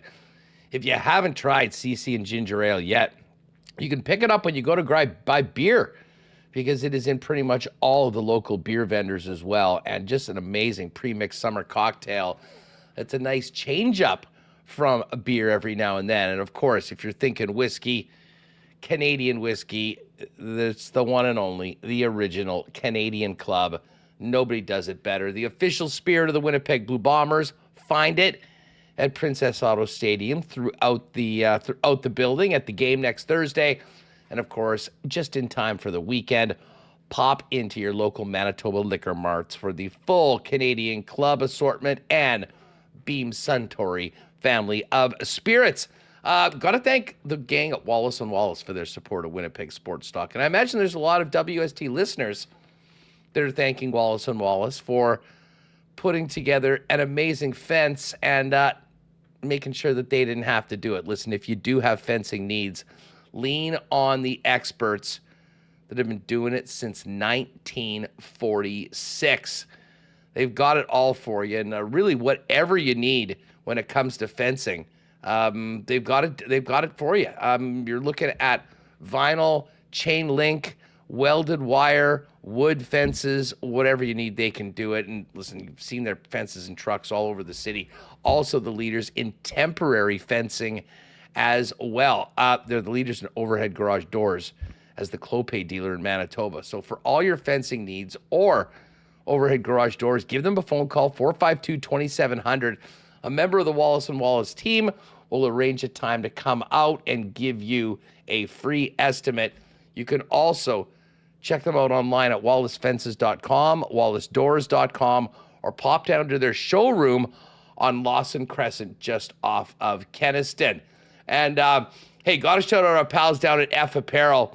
Wedding season is in full swing right now, gang. And if you're looking into your closet and realize you need to up your menswear game, you got to get down to F Apparel, 190 Smith Street downtown. Custom suits beginning at $400, along with chinos, golf pants, custom shirts, both tucked and untucked styles. Great sale on shirts right now, actually, as well. And an incredible selection of menswear accessories. If you are getting married or in a wedding party, talk to the gang at F about a 15% discount on all the suits when the guys get their suits for the big day at F. And as I mentioned, the sale right now, 25% off any 3 shirts. Pop down and see them in person, 190 Smith Street downtown. You can find out more online or make an appointment to come in for a fitting at F. That's EPHapparel.com. All right, we are going to talk Olympic hoops in a few minutes with Kirby Schepp. Dave Naylor of TSN is hopping around NFL camps, checking in on Nathan Rourke today. He's going to join us in just a few minutes. But let's hear a little bit more from the Bombers as they get ready for this big one Saturday night in Toronto. Mike O'Shea spoke, and listen, we're playing Toronto. You know who the first name was going to come up, and that's Janarian Grant, the one that got away, and he has been torching CFL teams 3 times, taking it to the house already this early in the season. Here's what O'Shea had to say about former Bomber Janarian Grant. He's really good, and you know our job is to stop him, and it hasn't proved easy for anybody else yet. So yeah, it'll be tough. We know what he can do. He's, you know, he'll go down, you know, on that list of great returners, you know, like he's climbing, he keeps climbing, and with the numbers he's putting up. But I would imagine, based on what he was like with us, his old teammates are probably pleased for him, just not this week. Yeah. Right. What have you seen from? What have you seen from? You have enough tape this year alone to watch him. What have you seen from him in his season so far? What makes him so dangerous? Same things that same things. He's got it all. It doesn't have to be perfect for him. It does not have to be a clean run. He makes a lot of stuff happen, and he is tough. He doesn't mind heading right into the fray, you know. And a lot of times he pops out on the other side. Doesn't mind, you know, moving away from the designed return and finding his own space. As you saw in one of his last ones, there's 3 guys giving chase, and right when you think they're going to get him, he just has a little bit more gear, you know, to get him away from those guys. So, yeah, if you're a fan of the CFL, he's fun to watch. Just make sure we wrap him up. We try to limit what he can do. All right, there's Mike O'Shea. Here's a little bit more of the coach, and just talked about the need for the Winnipeg Blue Bombers to be more consistent. What we need to have is more consistent focus and more consistent, because I mean they're always working at it, right? But I think a higher level, higher degree of focus, that kind of intensity of focus, intentionality, I think a consistent level of that. That's not easy, right? Like, No. We're human. Yeah, exactly. We're human. It's just there's and you got to remember that there's life goes on outside these walls as much as we might not want it to, right? Stuff goes on. So yeah, that's where we're at. All right, there's Coach O'Shea. Brady Oliveira has been much more of a problem for opposition defenses over the last few games. And a big part of that has been the resurgence of the offensive line. And I think Brady feeling a bit better. Listen, they're going up against a good Argos defense. Here's what Oliveira had to say about the challenge Saturday night for he and his unit. Good D. They stop the run. They play well on the back end. Guys with a lot of effort on that defense. So, another challenge, but I feel like it's a common theme every single week. It's always a tough challenge when, teams are, prepping for us. They know what we do well and they want to stop us. So it's going to be another big challenge. What's been the feeling in the locker room the last couple of days coming off that loss? Yeah, we're, trying to keep our spirits up. We have great guys in this locker room, good leadership, from our coaches and from vets in this locker room to keep the spirits going, keep the positive energy around the locker room and, out here at practice. So, we're in this together. We're sticking together, win or lose, doesn't matter. But yeah, the spirits are there. All right, so there is Brady Oliveira, Bombers and Argos Saturday night on TSN. Correct. I'm not. Speaking of TSN, we are going to welcome in our pal Dave Naylor, who is running around NFL training camps right now, keeping an eye on some of the big stories to Canadian NFL fans. Nails, thanks so much for popping in and taking the time. The Dave Naylor summer tour is in full swing, isn't it? It's just beginning, man. It's just beginning, and it's going to mid-August. And Farhan will be out in California next week, and I'll be pending the CFL till at home, and then we swap, and that's kind of how we do this. And I'm sorting through a mild airport ticket issue here, so I hope I don't have to be distracted during this interview. But let's no worries. You can let's do the best we can. Just call a timeout. Call a timeout if you need, and we'll go through. You were there at the Giants. A lot of intrigue as to what sort of opportunity Nathan Rourke is going to get. I've been sort of following your Twitter feed, Dave, and doesn't seem like much so far. No, I tell you, it was interesting because I was at Brian Dable's media availability this morning, and I asked for his impression on Nathan Rourke and specifically what the opportunity is for him with the Giants. And he said, he began his answer by saying he's our fourth quarterback, which I guess is obvious because of the other three, Daniel Jones, Drew Lock, and Tommy DeVito, have all started NFL games. And Nathan Rourke has never played in a live NFL game. So I guess he is the fourth, but I thought it was a little bit telling the way he said that. He didn't say he's here competing for number 3. He said he's our fourth. And look, we'll see. It's early days. It's only been 2 days of camp.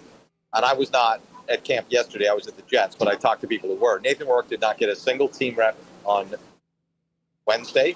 He did not get a single team rep today. And it was, when they went into team drills, it was either Daniel Jones, Drew Lock, Tommy DeVito, and done, or Daniel Jones, Drew Lock, Tommy DeVito, repeat. Daniel Jones, Drew Lock, Tommy, and Nathan was, kind of standing there doing what they call mental reps, which is, watching the practice and trying to work through the progressions yourself, even though you don't have the ball in your hand. So, I talked to him after practice. He recognizes it's a challenging situation. He didn't choose this opportunity. He was claimed on waivers by the New York Giants, went from the New England Patriots. And I think, to break this one down, if Nathan Rourke can make the Giants, I think it's a much better situation than he had in Jacksonville because there's nobody of those 3 quarterbacks I mentioned that are guaranteed to be on the roster next year. A lot of things could change for the quarterback position and the depth for the New York Giants between now and next spring. And, maybe Nathan's last man standing. I don't think he's going to be the starter next year, but if the Giants end up drafting a quarterback, could Nathan certainly be in competition to be that player's backup? Yeah, I think that's a reasonable And I'll be clear about it. Best case scenario for him. Best case scenario. Thank you very much. All right, I appreciate that. All right, I got my ticket started out, so we're good to go. Good to go. All right, so that's the best case for him, and that's much better than in Jacksonville, because in Jacksonville, Trevor Lawrence was entrenched as the number one quarterback on the roster, and he's not going anywhere. So, in terms of a path to play, if Nathan Rourke can make this roster, there's a better path to play here for him than there was in Jacksonville. The challenge is going to be making the roster, because in Jacksonville, it was 3 quarterbacks. They only took Trevor Lawrence, CJ Beathard, and Nathan Rourke as the 3. One little more, finished up the business there on the airline. They only brought 3 quarterbacks to camp, which meant basically, Nathan had to play himself off the roster rather than onto it, because most teams, every team's going to keep 3, at least 1 on the PR. And 2, he got a lot of reps, in training camp, and he got a ton of reps in the preseason. I mean, Nathan Rourke played, I think, basically a full game. I think he played a half against the Dallas Cowboys and a half against the Detroit Lions. So, and there's only 3 preseason games, so he got a ton. I can't remember whether he got any in the 3rd game. I covered the first 2. But my question right now, after being at the Giants today, is Nathan Rourke going to get an opportunity to show what he can do? Or is he here with the Giants as the 4th quarterback because if someone gets hurt in training camp, you got to have a 3rd for the roster? Is that what he's here for? And again, with Daniel Jones coming off an ACL, when Brian Dable answered my question about him, he noted that he's gonna get fewer reps than anybody else, and the opportunities are going to be few. And so, he's going to have to make the most of those opportunities when they come, be that in practice or in the preseason. And it's very, very early on. Daniel Jones is coming off an ACL. They want to get him reacclimated in this training camp. There's a lot riding on this season for him. Drew Lock is new to the Giants, so he hasn't had experience in the system. He's going to need his reps. Maybe it's just early training camp days, and they got to make sure those guys get their reps and get on track before the camp gets very far along. But we'll see. I think I talked to Nathan after practice, and look, he's a pro. He understands the things he doesn't control. But there's no question. I think it's hard for him to go out for 90 minutes and, do some – he's doing some tossing with some receivers, but not up against any defense. There's no sort of live drills where, he's under pressure and he's just tossing the ball to air, to guys, which is not really it doesn't give you much an opportunity to demonstrate what he can do. Yeah, I mean, listen, it doesn't sound like he is getting much of a look right now. And we know, DeVito, as a 3rd stringer, he became a bit of a cult hero there last year when he actually did get into some games. Locke did have some strong performances in Seattle. And then, of course, they've got all the money tied up in Daniel Jones. Let's just say that at the end of training camp, Nathan Rourke gets cut. What is next for Nathan Rourke? Do you think, will he ever really get a shot with an NFL team? I think one of the difficulties is that other than signing with Jacksonville, Nathan Rourke has never been able to pick a spot, right? And look, lots of people can quibble with the whole decision of Jacksonville to go to a place where there's a 23-year-old quarterback who was the number 1 pick of the draft and the darling coming out of college, and Trevor Lawrence. I think that raised a few eyebrows when that decision was made. But at the same time, I think they probably gave him more money than other teams did. And that's not that money matters, but money is sometimes indicative of the willingness of the opportunity you're going to get, or the size of the opportunity you get. They give you money, you're going to give you an opportunity. They don't give you money, you're not going to give an opportunity. So I understand why you follow the money for more reasons than just it's money. And that, and then the fact that they only signed 3. Now I think Nathan was hoping to get an opportunity to compete for number 2 last year. He didn't. I asked Doug Peterson, the Jaguars coach, is Nathan Rourke competing for the number 2 job? He said no. CJ Beathard is our number 2. There was no competition last year. And Nathan Rourke basically engineered 5 touchdowns on 9 drives in the preseason. He was highly, highly effective and didn't look out of place at all. And that's one of the things that he's carrying with him going into this year's camp is that, hey, he's been through a camp and he's played preseason football and he's shown that, he belongs. So he was more than competent. And certainly a lot of the guys I work with who are, more expertise at breaking down players and reading their weaknesses and their strengths felt the same way I did, having seen him play live. But if he gets cut, I don't think he's coming back to CFL in 2024. And I can pretty much guarantee that by the time you get to that point of the year, with how much time is left in the CFL season, it's hard to reintegrate into a CFL team at quarterback in midseason anyway. If it's a good team, they probably don't need a quarterback. If it's a bad team, do you really want to go there? Or do you want to wait it out in the NFL and see if there's going to be another opportunity for you? So I think that Nathan Rourke is at the earliest going to be in the CFL in 2025. But I think it's a fair question how long he wants to do this, because I think it's frustrating to him not to play. He's 26 years old. Again, my prediction would be if he gets cut, he would wait out the year. If he doesn't get picked up at any point in the NFL season and into the off season, I think you'd probably see him sign in Canada sometime early next spring. But if he gets cut by the Giants, he's going to go on waivers. The Atlanta Falcons tried to claim him off waivers when the Giants got him from New England. So we know there was at least one other team that was interested at that time.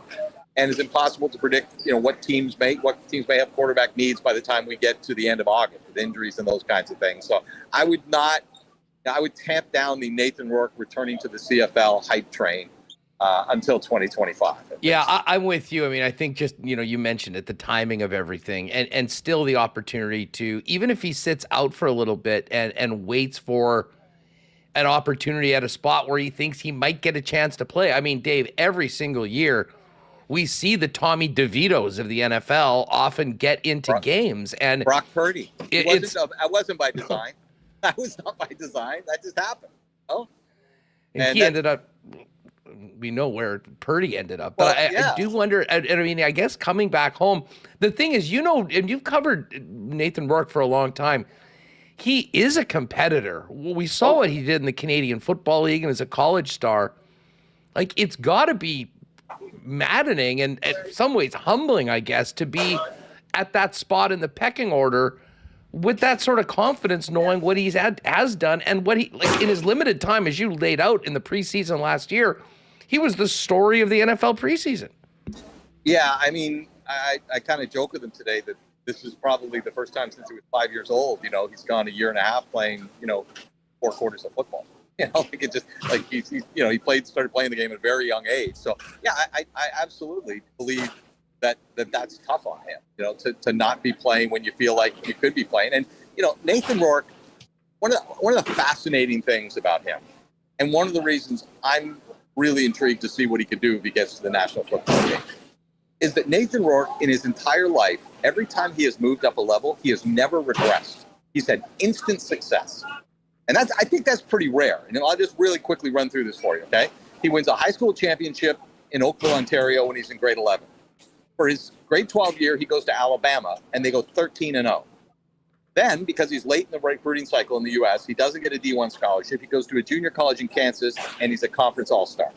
Then he goes to Ohio, earns the Division I scholarship, becomes the starter in like 3 games, and holds the job for 3 years. And Ohio, that had only been to, I'm not making this up, but 3 bowl games in 114 years, went to 3 in 3 years with Nathan Rourke.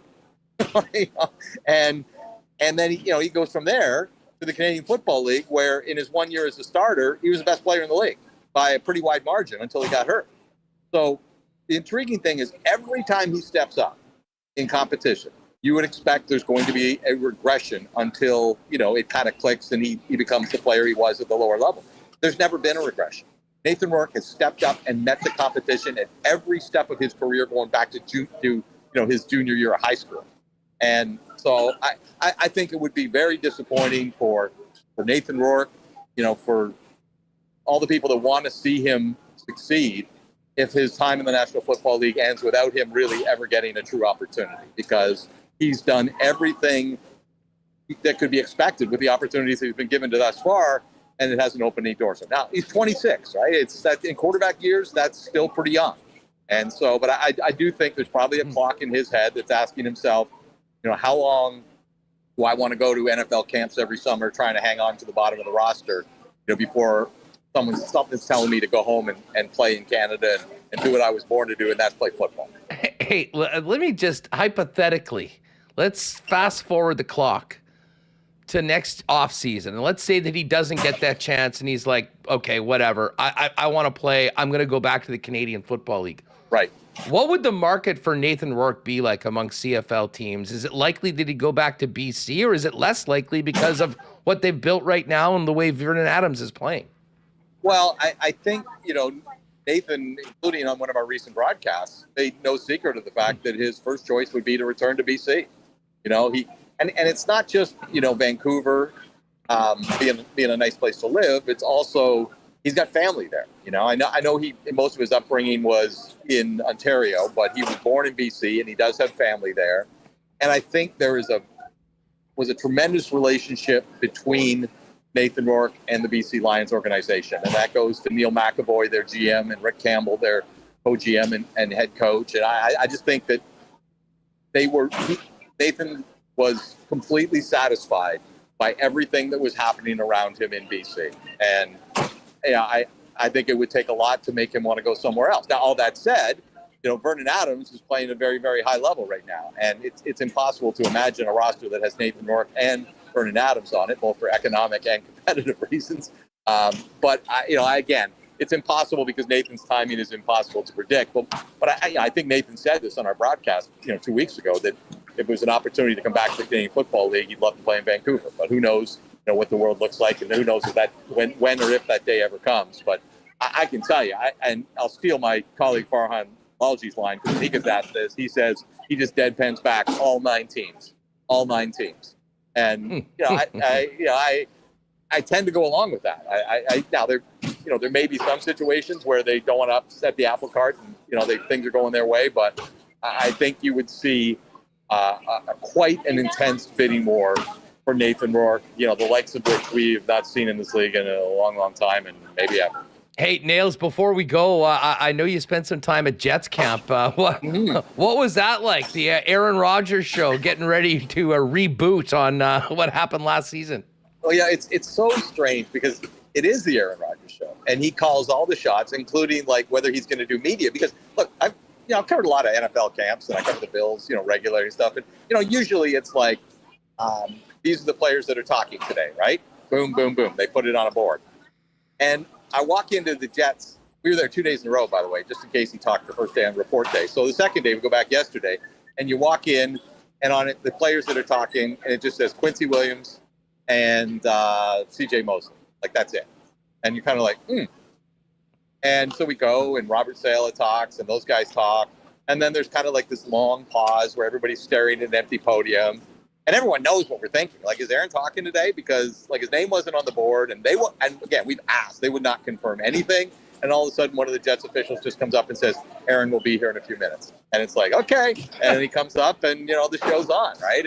And tongues wagged for 2 months over his trip to Egypt and missing OTAs. But, look, I'll tell you what I thought was significant about Aaron Rodgers is the guy's always had a ton of distractions in his life, tons of other things he's interested in beyond football. And they've never, ever interfered with football. He was able to play at an incredibly high level while having all these other interests. And that's part of who he is. But I think what tweaked people about missing the OTAs, it was the first time where his other interests seemed to cross over into interfering with football. And the fact that he's 40, I think there was a question of, well, like, how locked in is he on this? Like, was he going to go into politics? And now he misses OTAs. And, like, is he as serious and devoted to this as he's always been? I think that's what people wanted to know. And look, it's just a performance of the podium, so I don't want to read everything into it. But there was absolutely nothing in the way Aaron Rodgers handled himself yesterday that suggested to me he's anything but totally locked in. And it was kind of interesting because, the Jets are coming off this period with all these expectations and all this hype. Robert Saleh even said it. It's like, we're not talking about goals. We're not talking about what we're going to do this season. We want to be the best football team we can be in the moment every single day. Like, that's their process, right? Be great today, and it'll all add up. And you heard the players echo that, right? Nothing about a Super Bowl, nothing about numbers of wins, nothing about winning the division. You didn't hear any of that stuff from any of the players. So it was clearly that's kind of the mentality. And then Aaron Rodgers comes up and goes, well, I mean, the goal is to be in New Orleans. Like, so it's like, so much for ignoring, the expectations. And he said it, 8 to 12 teams have a chance to win in the Super Bowl. We're one of them. And And look, it sounds outlandish to take a team that hasn't been to the playoffs for 13 years and say, their goal is to win a Super Bowl. But, I mean, that's a Super Bowl-ready defense that's now adding Hassan Reddick whenever that contract holdout ends. They've added 2 veteran tackles to kind of stabilize the offensive line. And, Mike Williams, is assuming he can be healthy and stay healthy, there's another addition. And Aaron Rodgers himself, it was interesting. He talked about Davante Adams, and I can't tell you why media yesterday did not ask the question about his comments about Davante Adams and likely to play with him again. It did not get asked. I did not get an opportunity to ask it. It was kind of everyone looking at each other. How did no one ask the Davante Adams question? But no one did. And anyway, but he pivoted from talking about Davante Adams and then went to Garrett Wilson and said, but Garrett Wilson has the ability to be the best receiver in this league. Davante Adams has been the best receiver in this league for the last 5 or 6 years. But he said, I told Garrett Wilson, you can be that guy. And that's a pretty high expectation. He's not saying he could be a top 10 receiver. He's not saying he's going to be a top 5. He said he could be a top 1. And, hey, if Aaron Rodgers is right, Garrett Wilson has been a 1,000-yard receiver back-to-back seasons with horrific quarterback play for the Jets. If Aaron Rodgers is playing this season and Garrett Wilson is as good and as talented as Aaron Rodgers thinks he is, could be an interesting season for the Jets. Either way, it will not be a quiet Jets season. We know that for sure. Yeah, never boring around there. And hey, if to your point, they won 7 games with Zach Wilson and some of the worst quarterbacking in the NFL. It shows you the talent they have on that team, the defense. You add Williams from the Chargers. Listen, there's a lot of talent there, and if Aaron, lives up to his side of the bargain, this will be a team that'll be making noise well past Week 17. Nails, I know you got to help on a bird. Are you heading back home now? I am heading back home tonight. Yeah. Big one Saturday night at BMO. A big one. I'll be there. I expect to be there in the stands, just as a fan of that one, and I will be on my couch for Montreal, Saskatchewan in a few hours. Going to be an awesome game tonight to kick off the week in the CFL. I do. Looking forward to this one. Yeah, Nails, thanks so much for jumping on with us. Travel safely back home, and we'll catch up soon. Hey, thanks so much, Hus. Good to talk to you. Appreciate it. There is Dave Naylor, TSN, CFL, and NFL football insider. Follow him on Twitter at TSN Dave Naylor. Goldeyes are getting back at it tonight. 4-game series beginning in Sioux Falls. Then a day off, and then back at home next week, heading into the long weekend. 7 straight days of Goldeyes baseball beginning on Tuesday against Kansas City, and then the same Canaries that are hosting the Goldeyes starting tonight will be here over the August long weekend. Goldeyes.com for all of their promotions and options for ticketing. And hey, Ukrainian night, a big Ukrainian night planned next Tuesday for the homecoming for the Goldeyes, hoping they can keep up their hot play. They were 6 in a row in the win column heading into the break. Again, 982 base for more on the Goldeyes and goldeyes.com. Again, a big thank you to our friends at Assiniboia Downs. We had such a great time with our Winnipeg Sports Talk winners on Tuesday night and back at it on Monday and Tuesday of next week. Still a few weeks away from resuming to the Monday, Tuesday, Wednesday racing schedule. But the date to remember is the Monday of the long weekend, August 5th, the annual running of the Manitoba Derby, the biggest race of the season at Assiniboia Downs. And if you want to do it up, do what we did. Get a reservation in the clubhouse dining room. Take advantage of that incredible prime rib buffet that we all enjoyed on Tuesday night, and make it a night out at Assiniboia Downs. You can find out more online at assiniboiadowns.com for reservations and more in the dining room. A shout out to our friends at Aikens Lake. I'm counting down the days now to getting out there. I hope I will be showing up on all their Instagram feeds with some Monster Master anglers and fulfilling my destiny of the Century Club. But in the meantime, if you are thinking about a world-class fly-in fishing lodge where you can be on the water, I should say, in less than 2 hours from the city of Winnipeg, Aikens Lake is the spot. Go to aikenslake.com for all the information and options on packages for Aikens Lake. And you can get in touch, and maybe a very small amount of remaining 2024 availability but they're already booking into 2025, and it's never too early to get planning for a trip out to Aikens Lake. Just before we get back to some Olympic talk, we will get to the Coolbet lines in a few minutes. Congratulations again to Breezy Ben's Braxton Kuntz on that Manitoba Amateur Championship. Historic, 4 straight. It was great to have him on the show earlier on. I know everyone at Breezy so happy about what Braxton's been able to achieve. I think this is going to be the last one, because I think there's a pretty good chance that once he finishes his senior year at Ball State, he'll be turning pro next season. Again, Breezy, incredible junior program, creating players like Braxton. If you're looking for a long-term home for you and your family at one of Winnipeg's top private courses, Breezy is the spot. Contact Corey Johnson at the clubhouse for more information on membership in 2025, or go online to breezybend.ca. All right, we'll get to the Coolbet lines in this Montreal Sask game in a few minutes, but right now with the Olympics beginning, let's bring in Kirby Schepp to preview Canada's chances in Olympic men's basketball. Kirb, what's up? How's the summer going?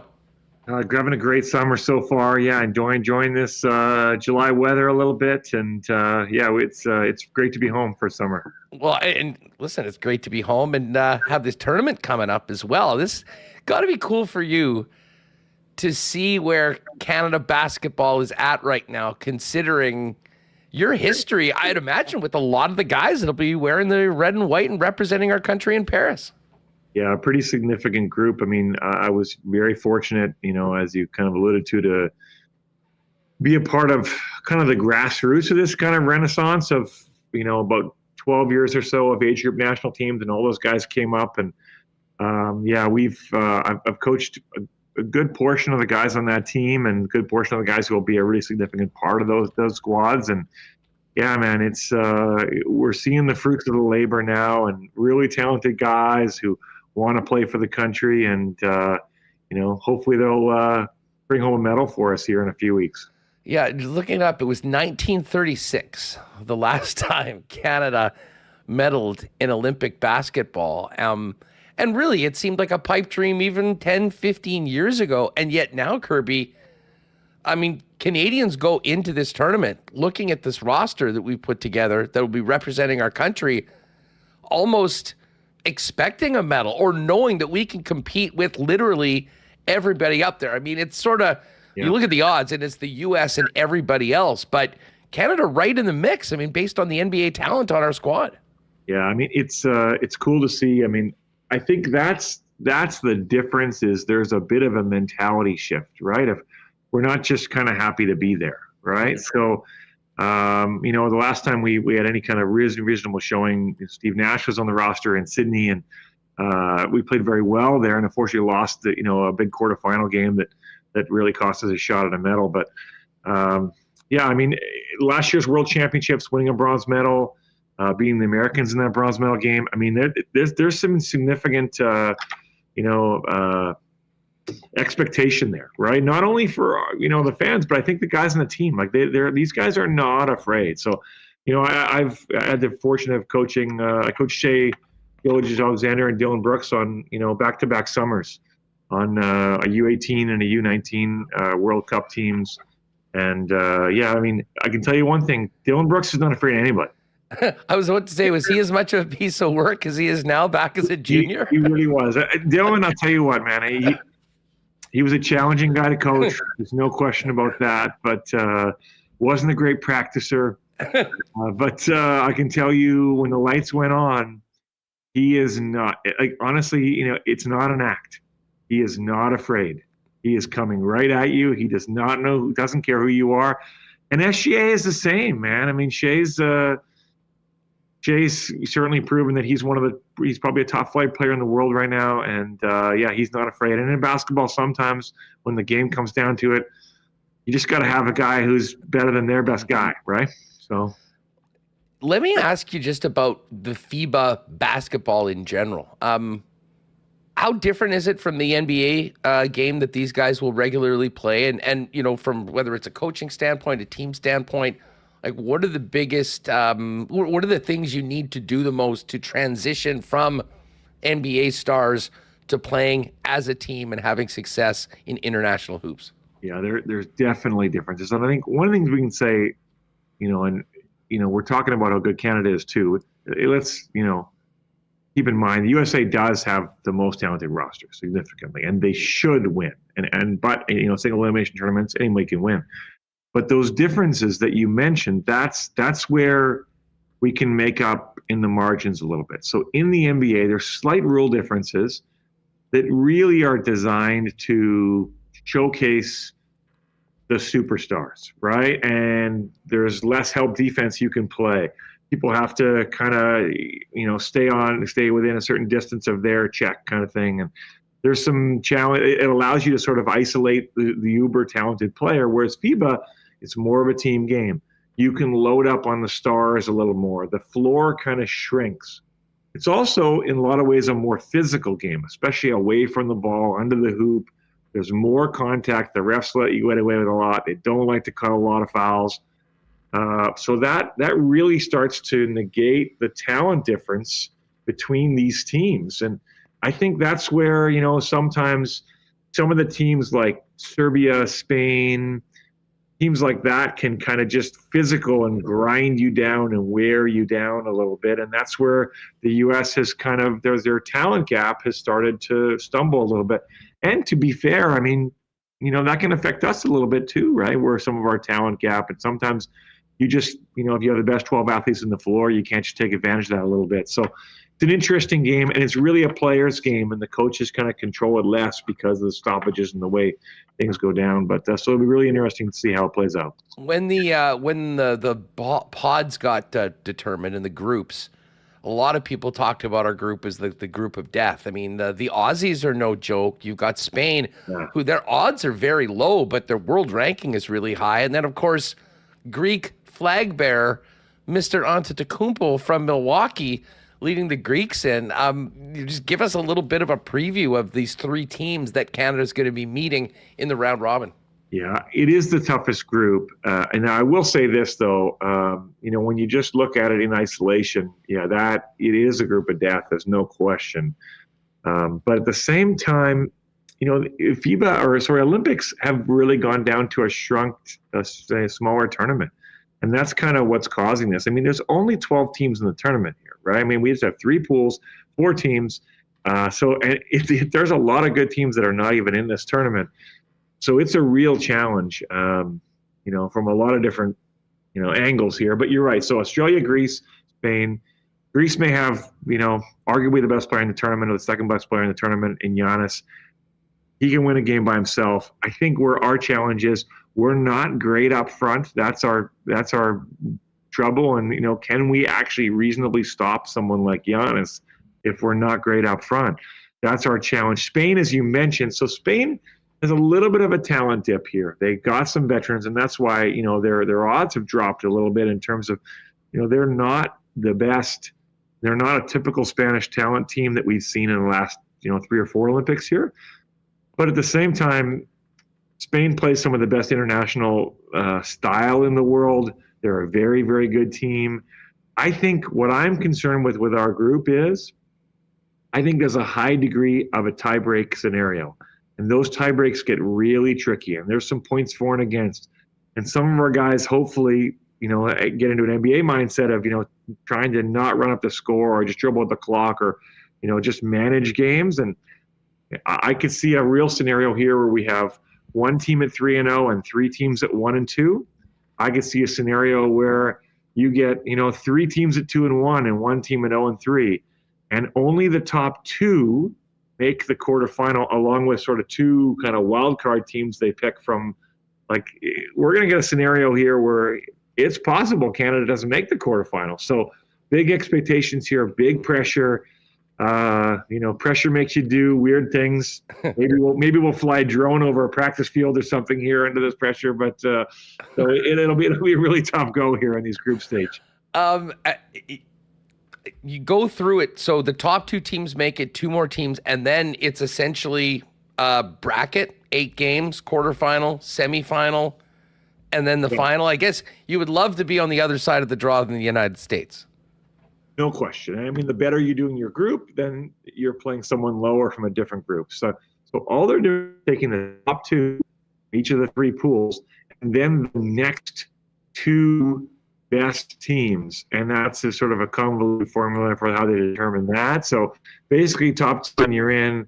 Don't leave it up to those, tiebreak formulas, and we're in. But yeah, if you're one of the third place team that actually gets in, now your increased likelihood is you're going to play a USA in the first round of the quarterfinal, right? Which we're trying to avoid at all costs. So, I mean, yeah, it's a real challenge here, and we need to win at least 2 of our first 3 games in pool play, and that's going to mean beating an all-time power of Spain, beating Giannis, right, or taking over or beating Australia. All really, really good teams. Kirby Schepp's with us previewing the Olympic basketball tournament. I'm just looking at Coolbet. The odds without the United States. Canada's actually the favorite, plus 220 for Canada. And then the French at plus 235. And I just want to ask you, maybe you can talk about the French team, but also French basketball. I guess we were in Vegas for the NHL draft, and a couple days before was the NBA draft. And I hadn't been paying too close attention to the prospects. Like 3 of the first 5 guys were from France.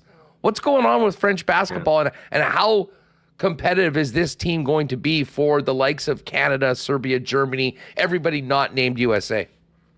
Yeah, I mean, France a number of years ago has, they've changed their program a little bit. They've really enhanced their development program. They have something called the INSEP program that they develop these athletes from a very, very young age. And I mean, part of it's demographics. Demographics of their country have changed. Basketball's improved tremendously, just as it has in our country a little bit. But I think where their advantage is, we haven't been able to centralize our training, whereas they have. Australia's done a great job of this. Spain does a fantastic job of this, and France does a great job of this, where they get their best talent, they centralize, they have specific curriculum that they're developing and training these players. Us, the U.S., other countries, we just have too many kind of handlers and money involved and people that are grabbing at these kids and not being able to sort of focus our training. And the result is France has produced tremendous talent, right? I mean, I wouldn't be shocked at all if in 3 years, Victor Wembanyama is the best player in the world. So, I mean, we have a tremendous, they got a tremendous chance, and, they got a nice balance of veteran youth on their squad, and obviously a huge team. They're going to have a tremendous amount of size up front, so, and home court advantage. So, yeah, I think France to win, what are the odds on that one? Might not be a bad bet. I know you got it in front of you there. What's their odds to win? I'm looking at for the tournament. Like the United States is the heavy favorite at minus 455. Canada is 9-1. France is 12-1 to win the entire tournament. And then they've also got odds winner without USA. So essentially getting to the final would win you this bet. Canada's plus 220. France is plus 235. And then the next 2 teams are Serbia and Germany. Is Joker playing? He is, yeah. Okay, so I mean... That's the opener, USA, Serbia. Yeah. Yeah. Hey, the guy's been putting the Nuggets on his back for many years, along with Jamal Murray, of course, who's going to be wearing red and white for Canada. Serbia to win gold, Huss. What is that? Serbia to win the gold medal, 15-1. I'd be tempted to drop a little money on that. I mean, listen, you got a player like Jokic, and you talked about the ability for one player to take over. I mean, the Greeks are going to hope that Giannis is able to do that. Serbia, but I mean, the level that the Joker's playing, and I imagine he'll come in with a bit of a burr in his saddle, if you will, considering what happened in the playoffs last year. Still can't believe the way they started that series, won 3 straight, and then lost those last 2 games to the upstart Timberwolves. Yeah, I mean, they're just too thin, I think, up front, right? Denver Nuggets. That's one of the challenges with the new salary cap rules of the NBA, and then they're continuing to shed salary here. So it's certainly a challenge to win and consistently win in this league. So no doubt about it. Kirby Schepp's with us, getting ready for the Olympic basketball tournament, which is getting ready right away. Well, we've got you here. How are things looking for the black and gold heading in. Bison basketball. How's the squad? How's the off season been for the herd? Yeah, it's been solid. Guys are training. We're kind of getting after it here pretty soon. We'll start our training camp last week of August, and we should have a good squad. We return a lot of guys to our team next year, and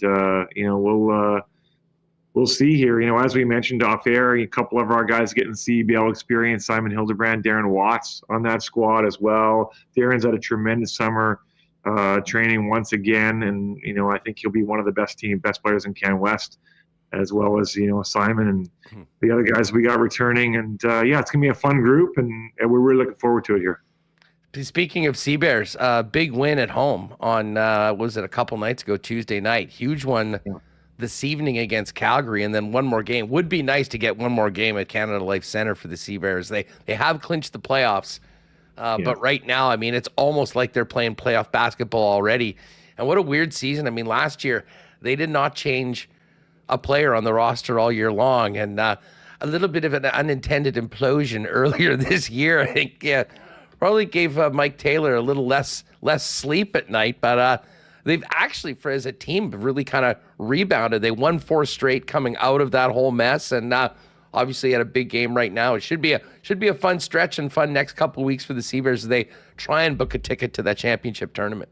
Yeah, it's interesting to see the classic addition by subtraction that happened there. So, I've experienced it. And so, if anyone has coached for a long time has experienced it, sometimes you just have guys who are not positive influences in the locker room. And no matter how talented they are, when you lose those guys, usually your team gets better, right? So, and I think they saw that a little bit. But, hey, it was great. I was at that last game at, Canada Life Centre, and I was so great to see, Jared Ogumemi-Jackson play well. And, he's had a bit of an up and down season for them where he started to play well early and then lost some opportunity a little bit, but been super aggressive the last couple games, and really great to see, Winnipeg product play really well. And, he really brought them back into that game. And I was proud to see him get after it there. So it's so cool to see him after everywhere that the game has taken him, getting a chance to play for the summer back here in Winnipeg. And of course, for Sea Bears fans that are enjoying watching Simon Hildebrand, Andrew Watts, as we mentioned, make sure to get out and check out some Bison basketball this summer down at the University of Manitoba.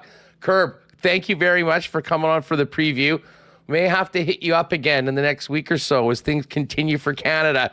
You're our go-to guy. And listen, it's a privilege to be able to talk to you with so much international experience coaching, as well as coaching some of these players that'll be representing Canada at the Olympics. Enjoy the rest of the week and the start of the tourney. We'll talk soon. Thanks, House. Take care. All right, great stuff with Kirby. Appreciate him jumping on, and cannot wait for tip-off in Olympic hoops. Let's finish up the program and take a look at the Coolbet lines. Reem, I was talking with Dusty today on the Lock Shop. Do you know that Rough Rider Alouette line, which we were shocked that was at 3.5 yesterday, went for about an hour this morning up to 4.5 in favor of Montreal? Really? I'm kind of surprised because Caleb Evans is their quarterback. Tonight, Fajardo out. Saskatchewan is shown to be a very good defense. I think it would be a bit closer, but looking at it now, it looks like it's gone back to -3, so I'm not sure what happened. It has come back to 3. I think maybe some sanity prevailed. Either that or Rider Nation started hammering the lines over at coolbet.com. I got them yesterday at 3.5. And I was happy, but I think all the games this week, I think, are going to be incredibly tight. We'd said earlier when Pat was on, or maybe it was on Lock Shop, we were sort of projecting these lines. I said this will be the closest week all season. Every line will be within 0 to 3 points. Well, it got above 3.5, got to 4.5, but it's back to 3 tonight. Riders plus 143 on the money line. The Alouettes minus 175. And the total's down to 48. It was at 49.5 maybe earlier on. So I think people are hammering the under as well. I do expect a defensive battle. The other games, Calgary's a 1-point favorite in Ottawa. The Bombers and Riders are a pick'em.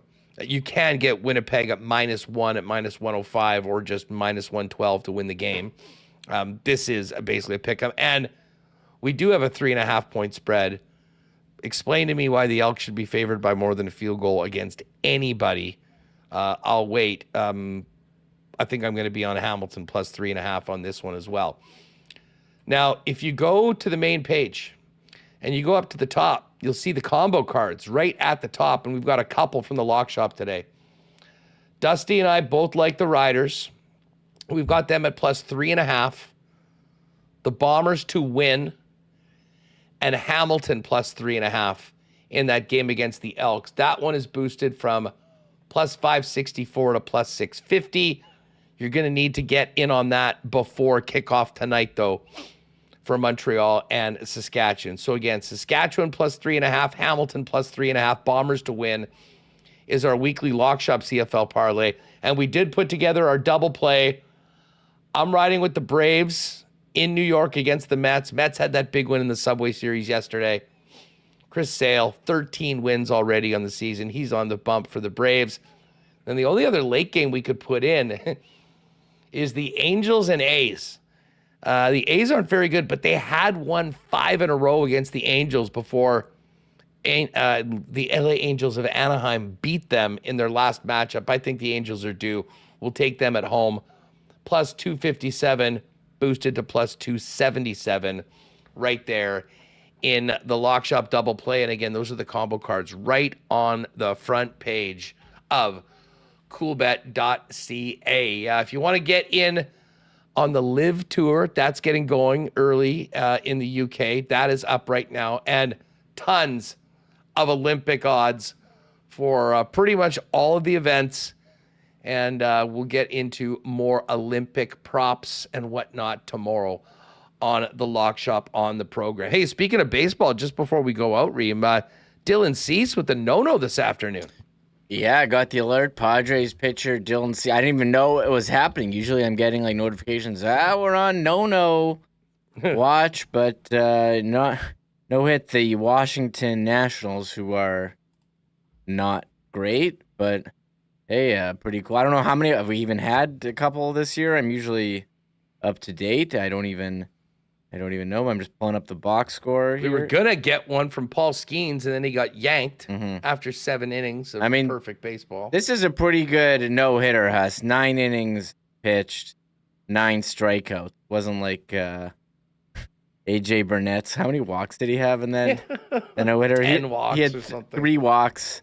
3 walks. So pretty good start there by Dylan Cease there for the Padres. So nicely done. A little afternoon no-hitter. I should mention we've got the Lock Shop Discord. Shout out to Big Maple, who's hanging out in the chat right now. The D-Gen Den parlay. That's what we call the Lock Shop Discord. The D-Gen Den. Under 48.5 in this Alouettes Rider game. Over 9.5 in the Angels A's game. Under 8.5 in the Mets Braves. And the Nippon Ham Fighters in the Japanese Baseball League over the Saitama Seibu Lions. That one's boosted up to plus 809 from plus 729. I threw 10 on that just in solidarity with our friends in the D-Gen Den. Use the promo code WST. If you haven't played a Coolbet before, on your first deposit, use WST. We'll hook you up with a 100% bonus up to $200 on your first deposit. Oh, one other thing we should mention, Reem, just on the way out. Maybe we'll get into this a little bit more when Ken joins us. A big deal for Travis Konechny today in Philly. 8-year extension at what, $70 million? Oh yeah, that was a big. I thought you were gonna say the big news was the Jets announcing their new players' jersey numbers for this coming season. We didn't. People are scrounging around for Jets news, but yeah, big deal for Travis, and that's what you've seen with these guys. How old is he? 27. So it kicks in after this season, and big deal. 8 years, $70 million. The Flyers making some big moves, bringing in Michkov. Yeah, he's arrived. And showed up wearing a Phillies hat. So 8.75 AAV, raised from the $5.5 million that he will carry into next season. He's going to be their highest paid player when it kicks in. Sean Couturier now makes $7.75 5. He had 33 goals last year, 68 points in 76 games. So Travis Konechny, 8-year deal, 8.75 AAV. We'll have to go to the source and see what Brandon Rewicki thinks about that for the Flyers feedback. We'll have Brandon on the show as usual next week. Great show today. Thanks to Strizzzy, Mark Strong for coming on today. Kirby Schepp, Scott Billeck, and Dave Naylor. Tomorrow's going to be a big show. We'll preview Bombers Argos with Ed Tate in Toronto. We'll also have a great Olympic preview focusing on our Manitoban athletes and the top Canadian medal hopes with a guest from the CBC. Ken Weave's going to jump on with us. And I think we might have a little update on what's going on with the 1930 Labor Day trip right before Marbles tomorrow. So make sure to join us. And again, if you haven't got your tickets for that, go to Twitter, Instagram, at the 1930 crew and book your spots right now on the Huss Bus and join me and what should be a great gang for the Labor Day weekend. We'll touch on that tomorrow. Thanks again to all of our sponsors for making this show happen each and every day. Get outside, folks. It is a heater, but we got to make the most of it. You know what's going to be around before too long. I won't mention it, but tomorrow, big show getting ready for the weekend, and Bombers Argos. Join us live at 1 p.m. for the beginning of the show, and make sure you're around closer to 3 for the marble race. We'll see you tomorrow, everyone. Have a great night. Oh, my God! Oh! Shut it down! Let's go home! Thanks for tuning in to Winnipeg Sports Talk Daily. Make sure to subscribe on YouTube.